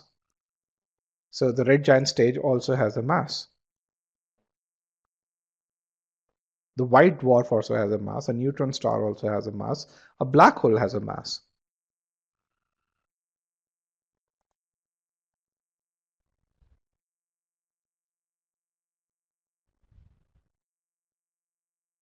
Yes, but the mass during the red giant stage is the mass of the stage. So again, the question really is yes, it means a phase, but it's the what mass determines? It's the mass during the red giant stage, or is it the mass at the beginning? Tuple. Tuple says, if this is a phase, how can we talk about it? It's mass, but then which mass? It's the mass during that stage or mass in the beginning.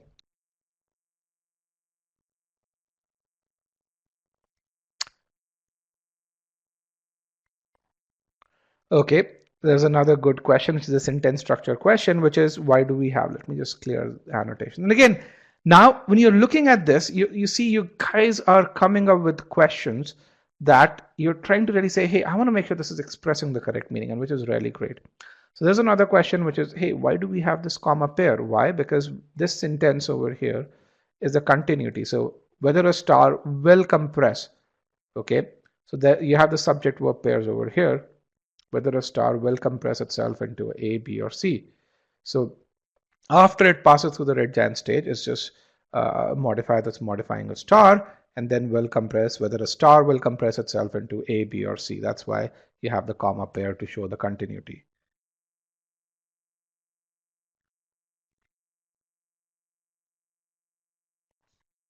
Okay, this comma, it's always a good practice to have a comma if you have 3 elements in a list, to have a comma before the last element also. It's always a good practice.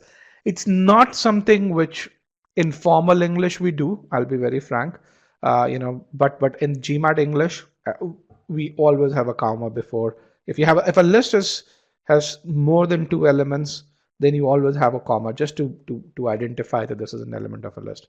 If a list has just 2 elements, then you don't have a comma.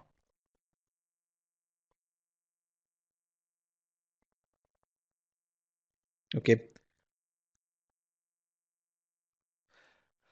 All right, guys, please questions in the Q&A pod over here. I'm going to move the short answer pod, please, because that's for my this thing. Why is it that? But I'm going to address the questions after passing, depending on its mass.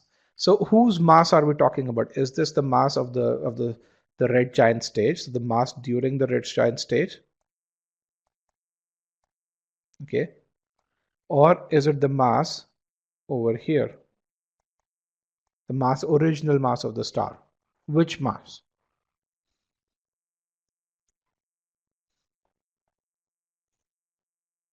That's where the confusion exists with regards to this.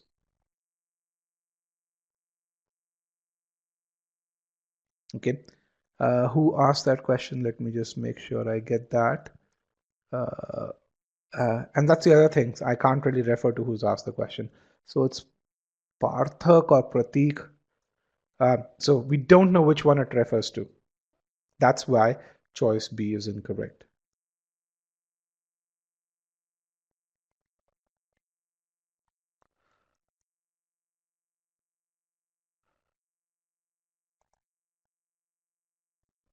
Okay. Can we make decisions based on logic? Yes, you can. That's kind of where what is logical, what does it depends on. When you look at the original answer choice, you say a star will compress itself into A, B, or C depending on mass, and you say, hey, what should mass refer to? It should clearly refer to one of these two things. In choice B, it doesn't refer to either one. It's not clear, so choice B can't be correct. And the only choice that kind of makes that clarity is your choice D.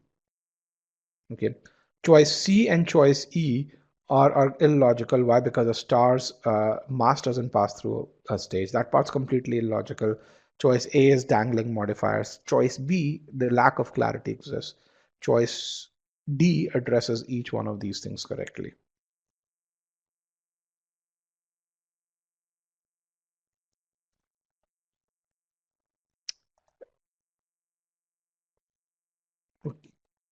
Okay, and that's kind of where, Sam, you've got to infer. That's where you spend the time on the original choice so that you come to that level of certainty. You also say, what's the uncertainty that's left?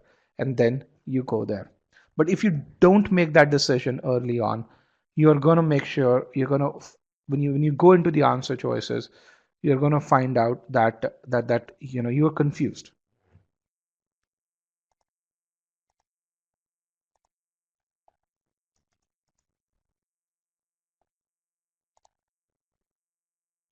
And a lot of this is also about, going through good practices. And since we're talking about good practices here, I know you guys still have a few questions and we're going to really do that. But I want to talk about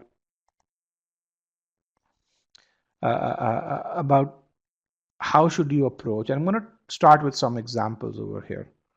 So here's a guy who, by the way, is a current Kellogg admit, and he has a certain amount of scholarship from Kellogg as well, if I remember correctly.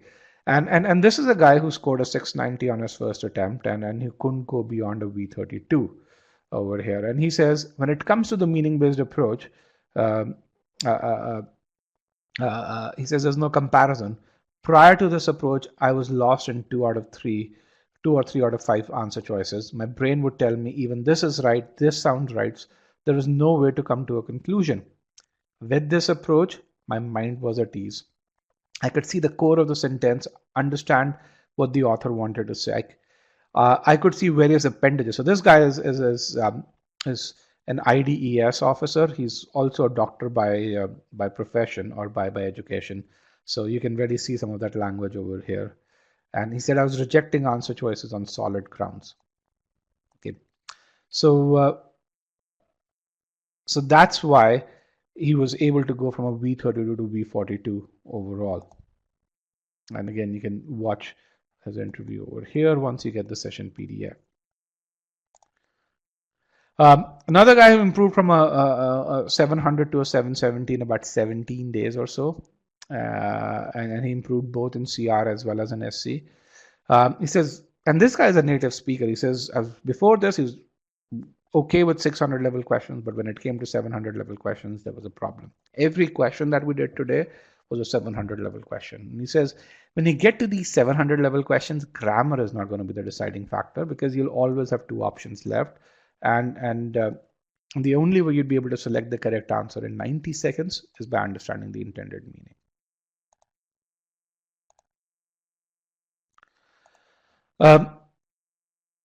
And to achieve that 90th percentile or higher, you need to have 100% clarity in meaning. And to get that clarity in meaning, you need to break the sentence down into its subparts. If you're an e-GMAT student, make sure you go through the master comprehension course and you master the technique as is taught over there. Please apply that technique. It will take some time early on, but what you're going to find is that as you continue to apply that technique, the time to answer question goes down, your accuracy goes up, and that confidence level starts to skyrocket. Okay, now let's talk about concepts. Okay, a lot of people think that GMAT sentence correction is about mastering 8 concepts. You have subject, verb, verbs, your pronouns, your modifiers, and you have a couple of few kinds of different kinds of modifiers. You have parallelism, you have comparison, and then you have idioms. But in reality, when it comes to GMAT sentence correction, each one of these concepts, or we call them concept families, can be applied in the context of various sentence structures. And in this webinar, you saw those sentence structures exist. And when you multiply the sentence structure with those concepts, you actually get to this point where you say, hey, acing GMAT sentence correction is about learning and mastering these 200 concepts. Okay, and being able to apply them on GMAT sentence correction question. Okay, that's something which you need to do. Now, the question that I have to ask is, what evidence do you rely on to see that you've actually mastered these 200 questions? What evidence do you see, or do you look for while you're studying?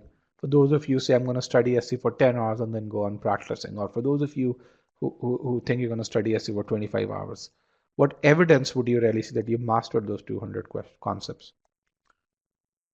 Which practice test tells you these are the concepts out of these 200 that you've gotten it right? These are the concepts that you've gotten where you've faltered. For those of you say practice test. Which practice test will tell you that?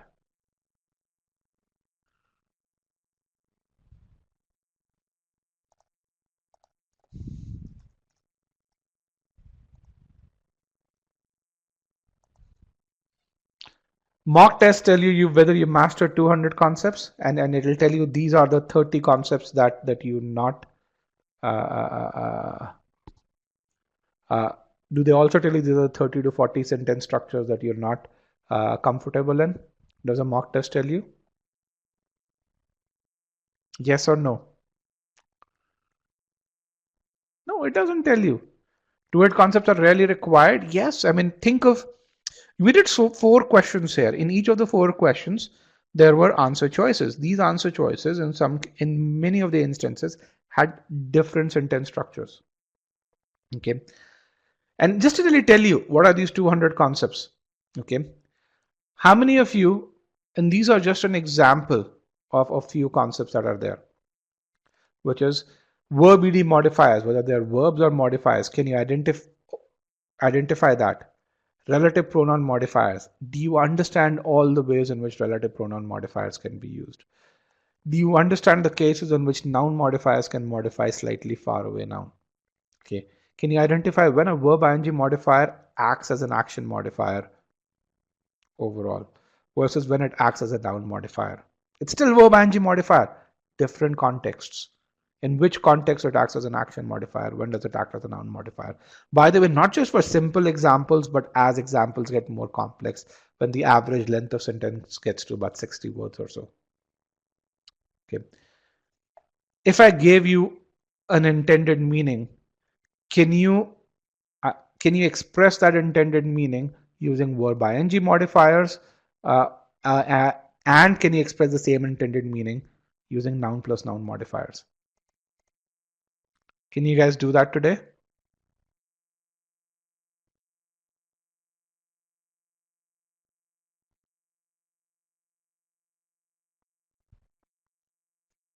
Again, remember, there's meaning here. Modifier errors because you changed the voice. Do you guys understand that? A lot of you know of the modifier error because of placement of modifier, but some of you faltered in the last question. If you learn this at a granular level, if you get feedback on this at a granular level, that's when when you go to questions, you'd be confident that this is right versus this is wrong. If you don't learn this at a granular level, as you start solving questions, you will be confused. You will also say this is right versus this is wrong. And that's the difference between a 90th percentile student and someone who gets stuck at 60th percentile. So to learn these concepts, you need to learn the concepts, and while learning, you need to get feedback on them. Based on the feedback, you need to refine these concepts and then get so good at learning these concepts that you actually hit that 90th percentile. So how do we learn these concepts at e-GMAT? You learn these concepts through 500 plus solved examples. And because we leverage technology, you get that personalized feedback 100 plus times during the e-GMAT SC course. Now compare this to what you get from a typical book, which is 8 to 10 points of feedback, which is not pointed over there. The content, they will teach you modifiers, but the depth, the breadth, the kind of evaluation, the kind of feedback, that's not even comparable. The beauty of this is, and we have data on our YouTube channel where we show if you excel at these assessments, you can be certain that you are on that 90th percentile journey. Okay.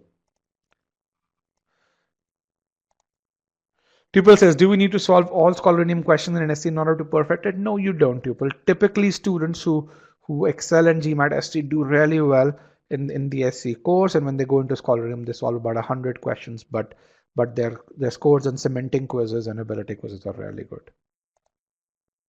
Okay. The second piece is learning application. If you're reading from a book, if you're reading from most courses, what you're going to find is they don't teach you application right when you're learning concepts. They first teach you concepts and they do some focus on application. Okay. The method that we use to solve question 1 and question 2, or rather throughout the entire session, did you learn that application method somewhere where you say, I'm going to infer the meaning, I'm going to figure out aspect 1, aspect 2, aspect 3 from the original choice? If if it doesn't make logical sense, I'm going to figure out what is it that the author wanted to say. Did you learn that in any of the books that you learned sentence correction from? No.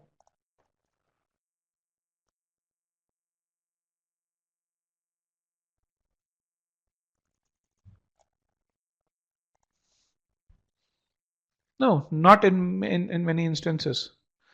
It's not patented. It's our proprietary technique. We don't patent it, but it's our copyrighted technique, is what I would say.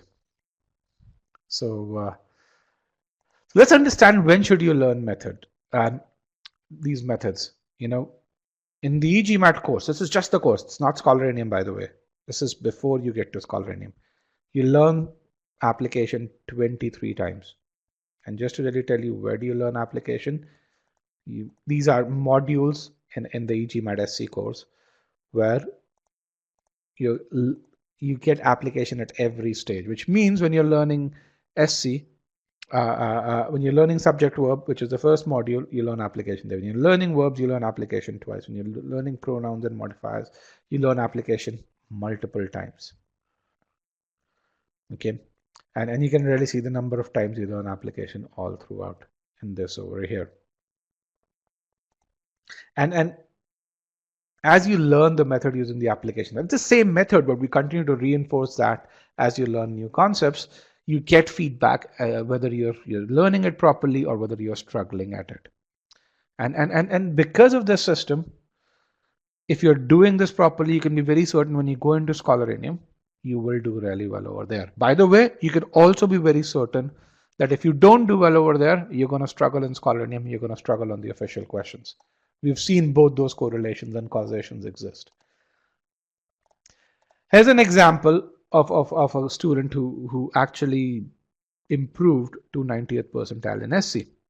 Now, here is just the subject verb module over here. What you see is the subject verb he did really well in most of the concepts, barring this one over here, which is subject verb makes sense. He didn't spend enough time, because of which he didn't do as well in the application file, but he spent a ton of time revising his mistakes. Because of that, he did well in the practice file right after that, also in the official questions right after that. Okay. And this is the value of feedback. Why? Because of the 60% score over here, the system told him, you've got to spend time revising this. Don't rush through this. Here, he could rush through. He got 91%, by the way. In the verbs module, what you see over here is again, he spent a ton of time in verb sequencing. It's a very complex concept, and you can see the amount of time spent. In verbs application, he did well, but he did spend time revising questions that he got right, just to make sure that he got them right for the right reason. Okay. And he didn't score well in the practice quiz. He made a few careless mistakes, but he made sure to revise them. How do we know that? Because he bookmarked these questions. You can really see that over here. Okay. And according to him,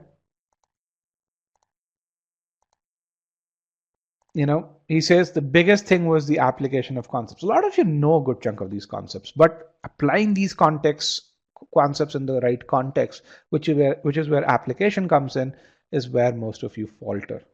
Okay, if I can tell you, hey, always singular subjects should have always singular verbs, yes, you know that, but can you apply it when sentences become complex?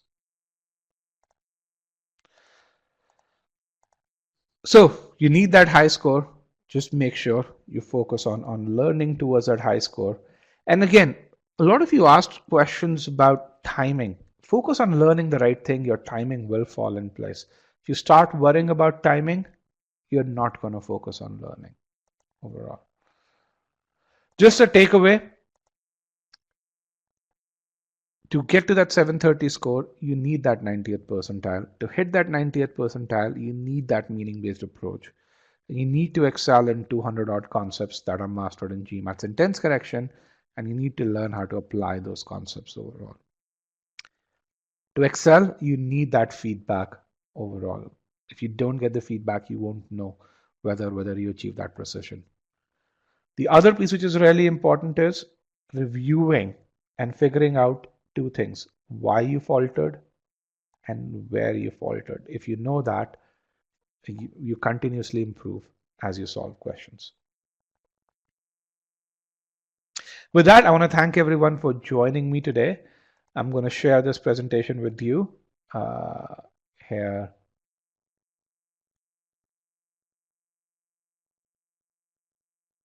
is the presentation. I know we couldn't answer every question that you had today. Again, unfortunately, if you have a session in which you have 300 to 360 students, it's not possible to answer every question. Otherwise, we don't move forward. But if you watch the recording, you're going to really see that that essentially, pretty much every question is answered from one time or the other. If you can get feedback on the session in the short answer pod, that'd be really useful. Harisha, if you can write that feedback over here. And if you still have some questions, and I know you guys had questions about your GMAT preparation, I'd be happy to answer those questions over here. But again, feedback in the short answer pod on the right-hand side, questions in the Q&A pod, which is at the bottom left-hand side.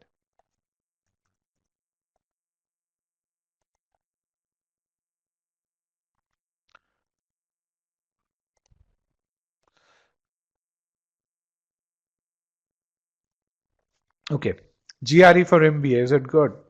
Yes, it is good. If I mean, for admissions, most B schools will take the GRE as well as the GMAT. The question really is, are you aiming to work in investment banking or consulting? If that's the case, then in that case, take the GMAT. Also, if you want to learn vocab versus logic, take the GRE. If you want to learn logic versus vocab, take the GMAT.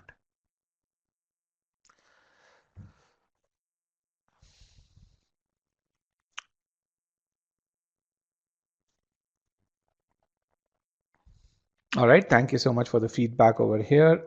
Can you go from 600 to 700 in 10 days? Depends on how many hours you put in.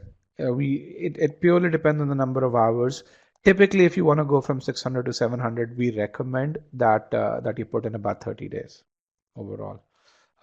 People have done it in 20 days or so, but again, that's more of an exception than the norm.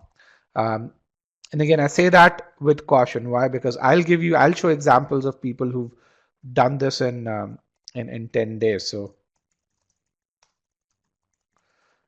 here's an example of a guy who did this in about a week or so. But again, I will tell you, this is not the norm. I want to make sure I help you get to that score rather than promise you something that's not very common. Do companies look for GMAT score? I will tell you that. So there are two things over here. One is consulting companies, investment banking companies. A good chunk of them will ask for your GMAT score. But the second thing is even let's say you're not going to go for this. Let's say you want to go for corporate strategy. You want to go for corporate finance.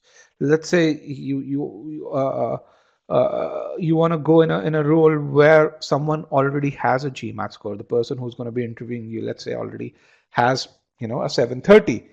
If you have a 730, 740 or a comparable GMAT score, even before you enter the interview room, you will have a certain sort of respect over there. I remember that when I worked in corporate America, I was interviewing for this role within Honeywell, where I was where the senior director of product management interviewed me. Now that guy was an ex-Bain guy. He had a GMAT score. I had a good GMAT score. The first thing he spoke to me about was my GMAT score. And this is when I had 4 years of work after my MBA, not as my first job, by the way. So will companies ask for? Was the GMAT a prerequisite? No. But did I get that respect even before I entered the interview room? Yes.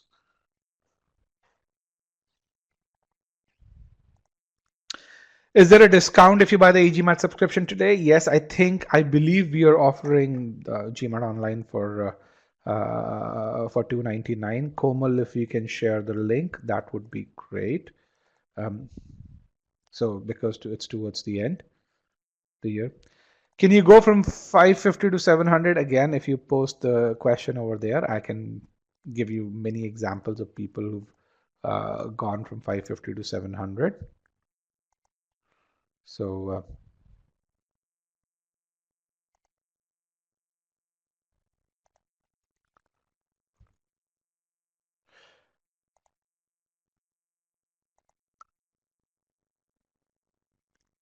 I'm a fresher. Do I get a chance? Do I get a scholarship? So if you're a fresher, frankly, honestly speaking, don't apply. I mean, for an MBA, work for a few years before essentially you go for an MBA. I'm a very strong believer in that.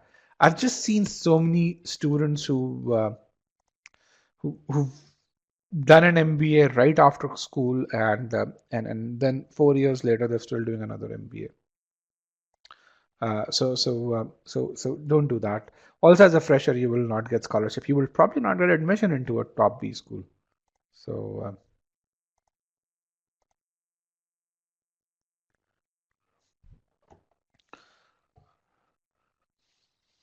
okay, how do you utilize the 8-minute break in the best way possible? Just I mean, I would, if it depends on what suits you. For me, if I would do squats, I would just try to do something that take my mind off the prior section. And for me, working out works the best. For you, something else may work out to be the best. So it's just the goal really is that you take your mind off. Samir says, um, does master comprehension teach the foundation related to sentence structure? Yes, we have master comprehension and then we have sentence structure as two different modules. Both of them combined do that.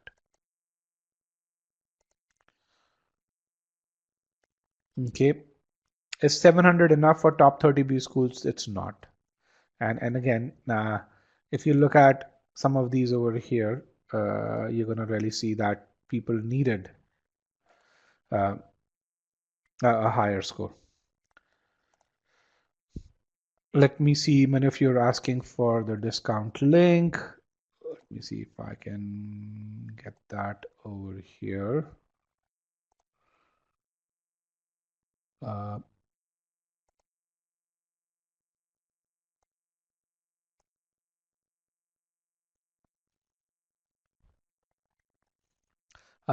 Komal, if you can send the link to everyone, that would be useful. Let's go. Let me go to the next question. Is 8 years of experience enough to get into 1-year MBA program? Pooja, that's an interesting question. So the answer depends on essentially what that experience is about. So usually, if you've done enough of P&L management in some ways, then yes, 8 years is enough to get there. Okay, so but if you've not done enough, then typically 1-year MBA is in the US is for people who already have had some idea of how a business is supposed to be run. So that's kind of where I want to make sure that that if you have some sort of a P&L responsibility, if you have some sort of an understanding of business, then a 1-year MBA you'd be eligible for a 1-year MBA over there. The other question that I want to ask you is, if you're going for a 1-year MBA, most likely in the US, again, not in Europe. Europe is completely different, by the way. In the US, if you're going for a 1-year MBA, more often than not, you're going for a career progression. You're doing an MBA because you want to continue in a similar career that you currently are in, but you want to accelerate your career progression. But if you're going for a career change, go for a 2-year MBA.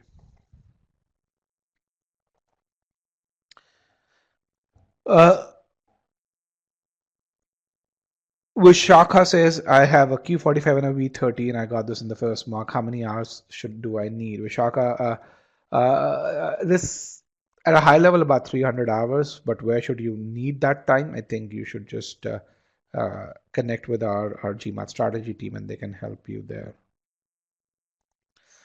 How many years of work experience is really decent? So decent is a very tricky word. But anything above 3 years is good as long as there is meat in that experience, as long as there's substance over there.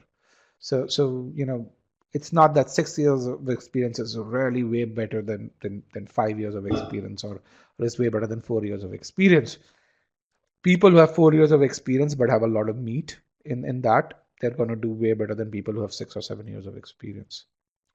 On the other hand, if you have 7 years of experience and you've been doing the same thing for the last 7 years, that's not going to matter anyway. What B schools mean when they say they prefer GMAT over GRE? I don't think many B schools say that, by the way. Even though we are a GMAT prep company, I want to give you the right kind of information. B schools are more or less agnostic when it comes to GMAT versus GRE. At the same time, I think the bar for GRE is slightly higher than the bar for GMAT. Why? Because when you look at the GMAT to GRE or a GRE to GMAT conversion table, you will see that there's a median conversion score, but then there's a huge variance over there. So that's where if you have a really high GRE score, then by all means apply with that. I don't think you need to take the GMAT. At the same time, if you're, again, as I said, if you're aiming to be in consulting or investment banking, the GMAT's much more recognized over there. If you're aiming for scholarships, I've seen more people get scholarships with the GMAT than with the GRE. Why? Because when a school gets a high GMAT score, they get to report this to ranking agencies, which kind of gets their ranking higher. And one of the goals that admission officers have is essentially to make sure that the schools continues to stay ranked higher. But with regards to admission, I don't think there is a bias, frankly.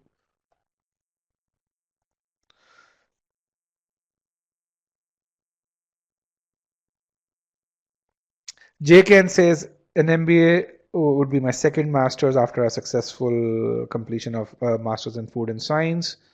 Will it be wise to go for an MBA? I can't say that.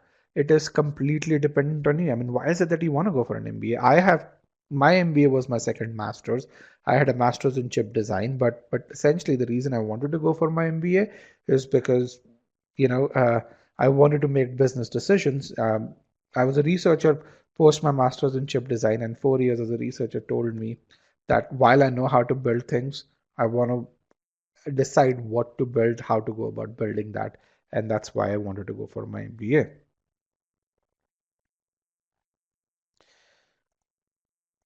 Para says, will outside reading help in CR and RC? Short answer, yes. Long answer, only if you have the right process. So if you have the right process, then yes, when you read other stuff, you get the right kind of context and your comfort level increases. But without the right process, you can, if you read a ton of stuff outside, you're not going to find that helps you to that degree. Is 32 too old to do an MBA? No, it's not. I mean, let me just share some articles over here. By the way, we've pretty much written an article on everything that you can think about. If you just Google e-GMAT plus your question, you should be able to see an article written by the e-GMAT team. Which IIMs accept GMAT scores? All of them for the executive programs, not for their full-time programs. How valuable is a GMAT score for PhD programs at top B schools? Very valuable and a very high GMAT score. So, I mean, don't apply with a 720 to a top B school. Is it a good time to apply from Jan 21 during this COVID time? So that's a good question. It's a question that a lot of people have asked. One of the things that you would realize, which is, COVID or no COVID, which has been going on in over the last 20 years, is that your ability to make a living by virtue of you being human, and which means you having a brain and you having dexterous hands with an opposable thumb, that ability has gone down. I mean, over the next 20 years, truck drivers that make a good living in worldwide, their jobs are at risk. A lot of jobs where you simply are able to do by virtue of you being able to follow directions, those jobs are going to go away. But the kind of jobs that will be created uh, are the kind of jobs which we call as a knowledge worker. And if you think about the COVID-19 crisis, the kind of people who have secure jobs are knowledge workers and not otherwise. So this crisis is going to accelerate automation, which means there's going to be a need for knowledge workers overall. So I think, and which is why what you really see is many more applicants in the fall application cycle this year than were last year. So Prashant, yes, I think it's as good a time to do an MBA as has ever been. Why? Because we've seen an automation happen at an unprecedented scale, and we will see automation take place at an unprecedented scale. Does that help answer your question, Prashant?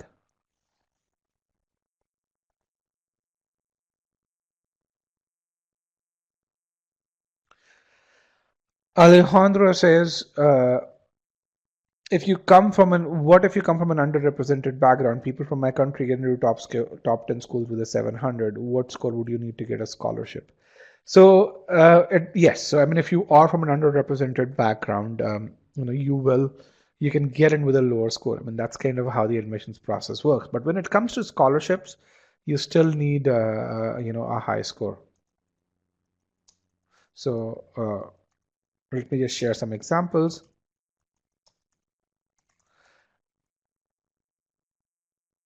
Let's see.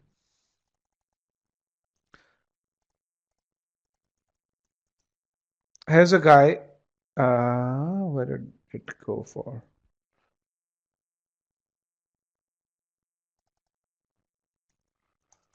I'm going to share a guy who scored 770 on the GMAT. He's from Tanzania, and he had to score 770 to get a full ride. I'm sure he would have gotten admission with a 710 or 720. Rakesh says it's getting above 700 important even if you have 8 years of work experience. Yes, Rakesh, it just makes your case that much stronger. Yes. So I mean, I was thinking of a student who's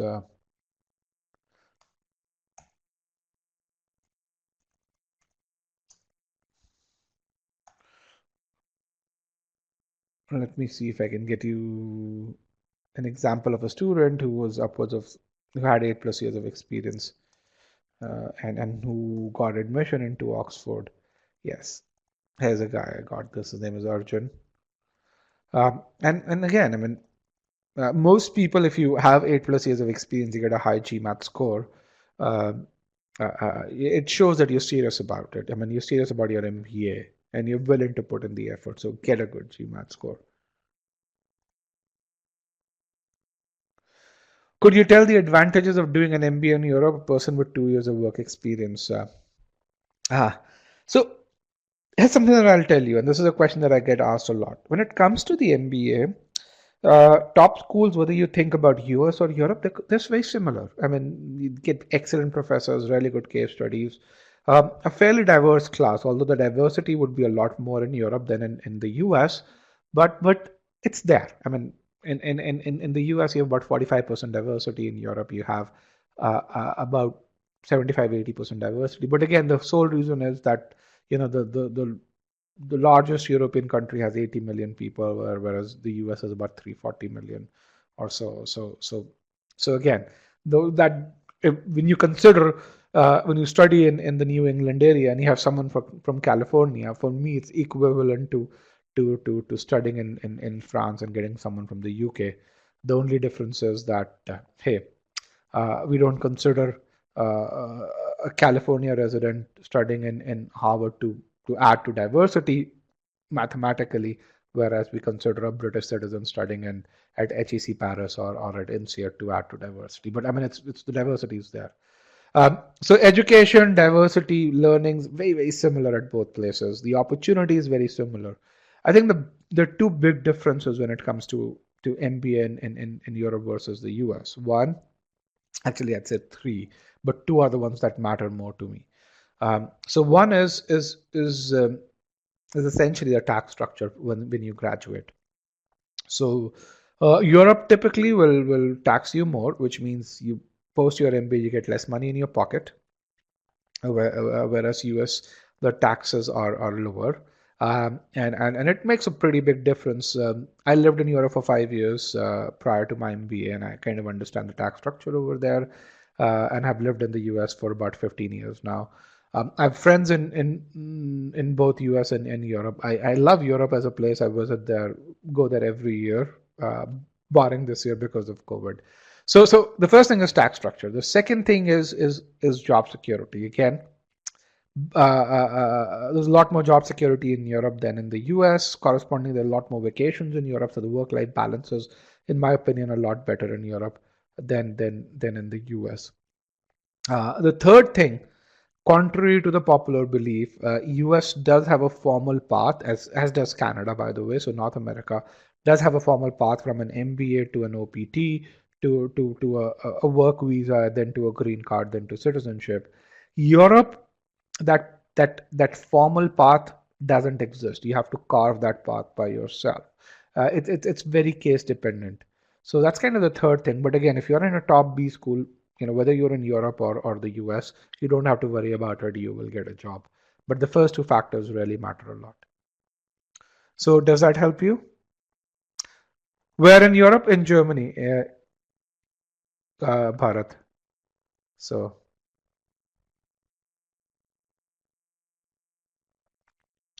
And Bharat, yes, in Europe, if you're in Germany, German schools are MBA schools. So Germany is a lot more functional than an MBA oriented as a society. So yes, I understand that, but trust me, an INSEAD or an IMD Switzerland is just as good as a TUC or one of these other schools.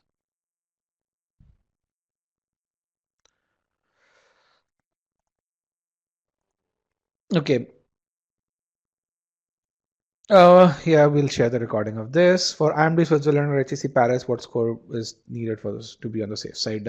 730 is good enough. IMD Switzerland needed a bit more experience, but from a GMAT score standpoint, 730 gets you in everywhere. Does it make sense to take an easy job where you get time to study rather than working in a consultancy with a hectic work schedule? So work, yeah, I would recommend that you spend 2 months, ace the GMAT, then take a difficult job where you get the opportunity to shine. Because remember, GMAT's one component, your work is the other. You need both. Okay. All right, guys. With that, I think I pretty much answered every question that I could over here. Okay, what do you mean by tax structure? Just the taxes are higher. When I lived in Europe, half my salary went in taxes. When I got a bonus, 60% of that bonus was tax. I only got, so if I got a 2,000 euro bonus, I got 800 in my pocket. That's not the case in the US. But then I didn't ever have to worry about saving for myself because I know that if I lost a job, the government would take care of me. So it cuts both ways. But I mean, I like the US way better because I know if I work hard, I can progress more, I can earn more money, and I get to keep a greater proportion of that money. The US as a society is a bit more individual, or a lot more individualistic than Europe.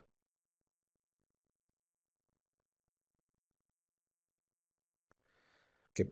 So again, it just depends on the life you prefer. I have friends who are perfectly happy in Europe because I mean their life is very fulfilling. And actually, I want to add one other thing. In Europe, because the local economies are smaller. So if you, let's say, live in Netherlands and if you work in a company where where you get to a senior level position, there's a very high likelihood that you'd be traveling, yeah, during the week. So you won't be home during the week, which is what I've observed, and you'd come back during the weekend. So I've had friends in Netherlands, or even those who are in Germany, and they would actually just travel from Monday to Friday, come back on Friday, but then once they're back on Friday, they're just with their families. Which in the US you also travel, but not to the same extent. Why? Because the in the US the economy is a lot bigger. Even when you travel, you're traveling within the states, but you're not traveling 5 days a week. HR and marketing college. What is the question? I don't know. I don't have the question here.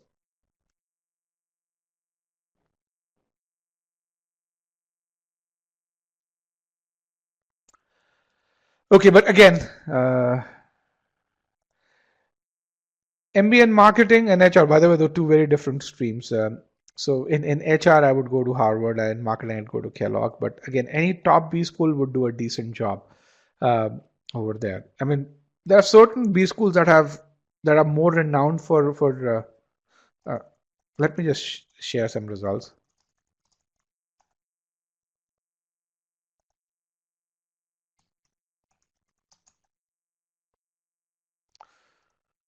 Here are the schools that you can look at for HR.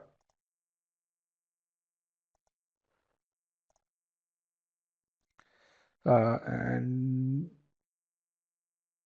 Manuel says, I'm start preparing 5 days ago. I'm pretty much lost. What should you do? Any tips? Create a study plan. Take a Sigma X mock and then schedule a call with one of our GMAT strategy experts. So that's what I would do. So take a Sigma X mock over here and then do that.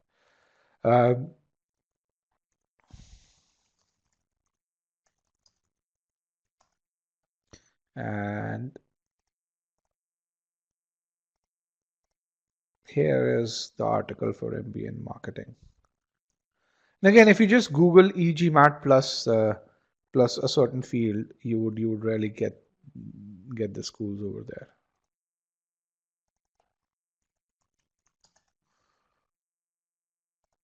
So I mean, we have pretty much written articles on everything.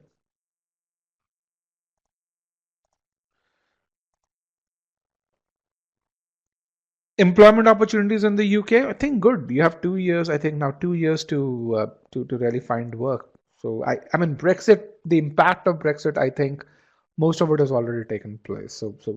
And then things are still good over there. So I wouldn't really hold Brexit against them now. I held Brexit against them a year and a half ago, but not now. So, and the economy is still pretty vibrant. So yes. MSc, you want to do research in AI marketing, do you need to take the GMAT? If the school that you want to study from requires that you take the GMAT, then you do. If it doesn't, then you don't. I think that's a question that you have to answer. Which school, where do you want to study AI marketing? Or where do you want to do research in AI marketing? All right, guys, with that, I want to thank everyone for joining me today. It was great having you over, and I look forward to seeing you tomorrow in the number property session. Good luck and have a good day.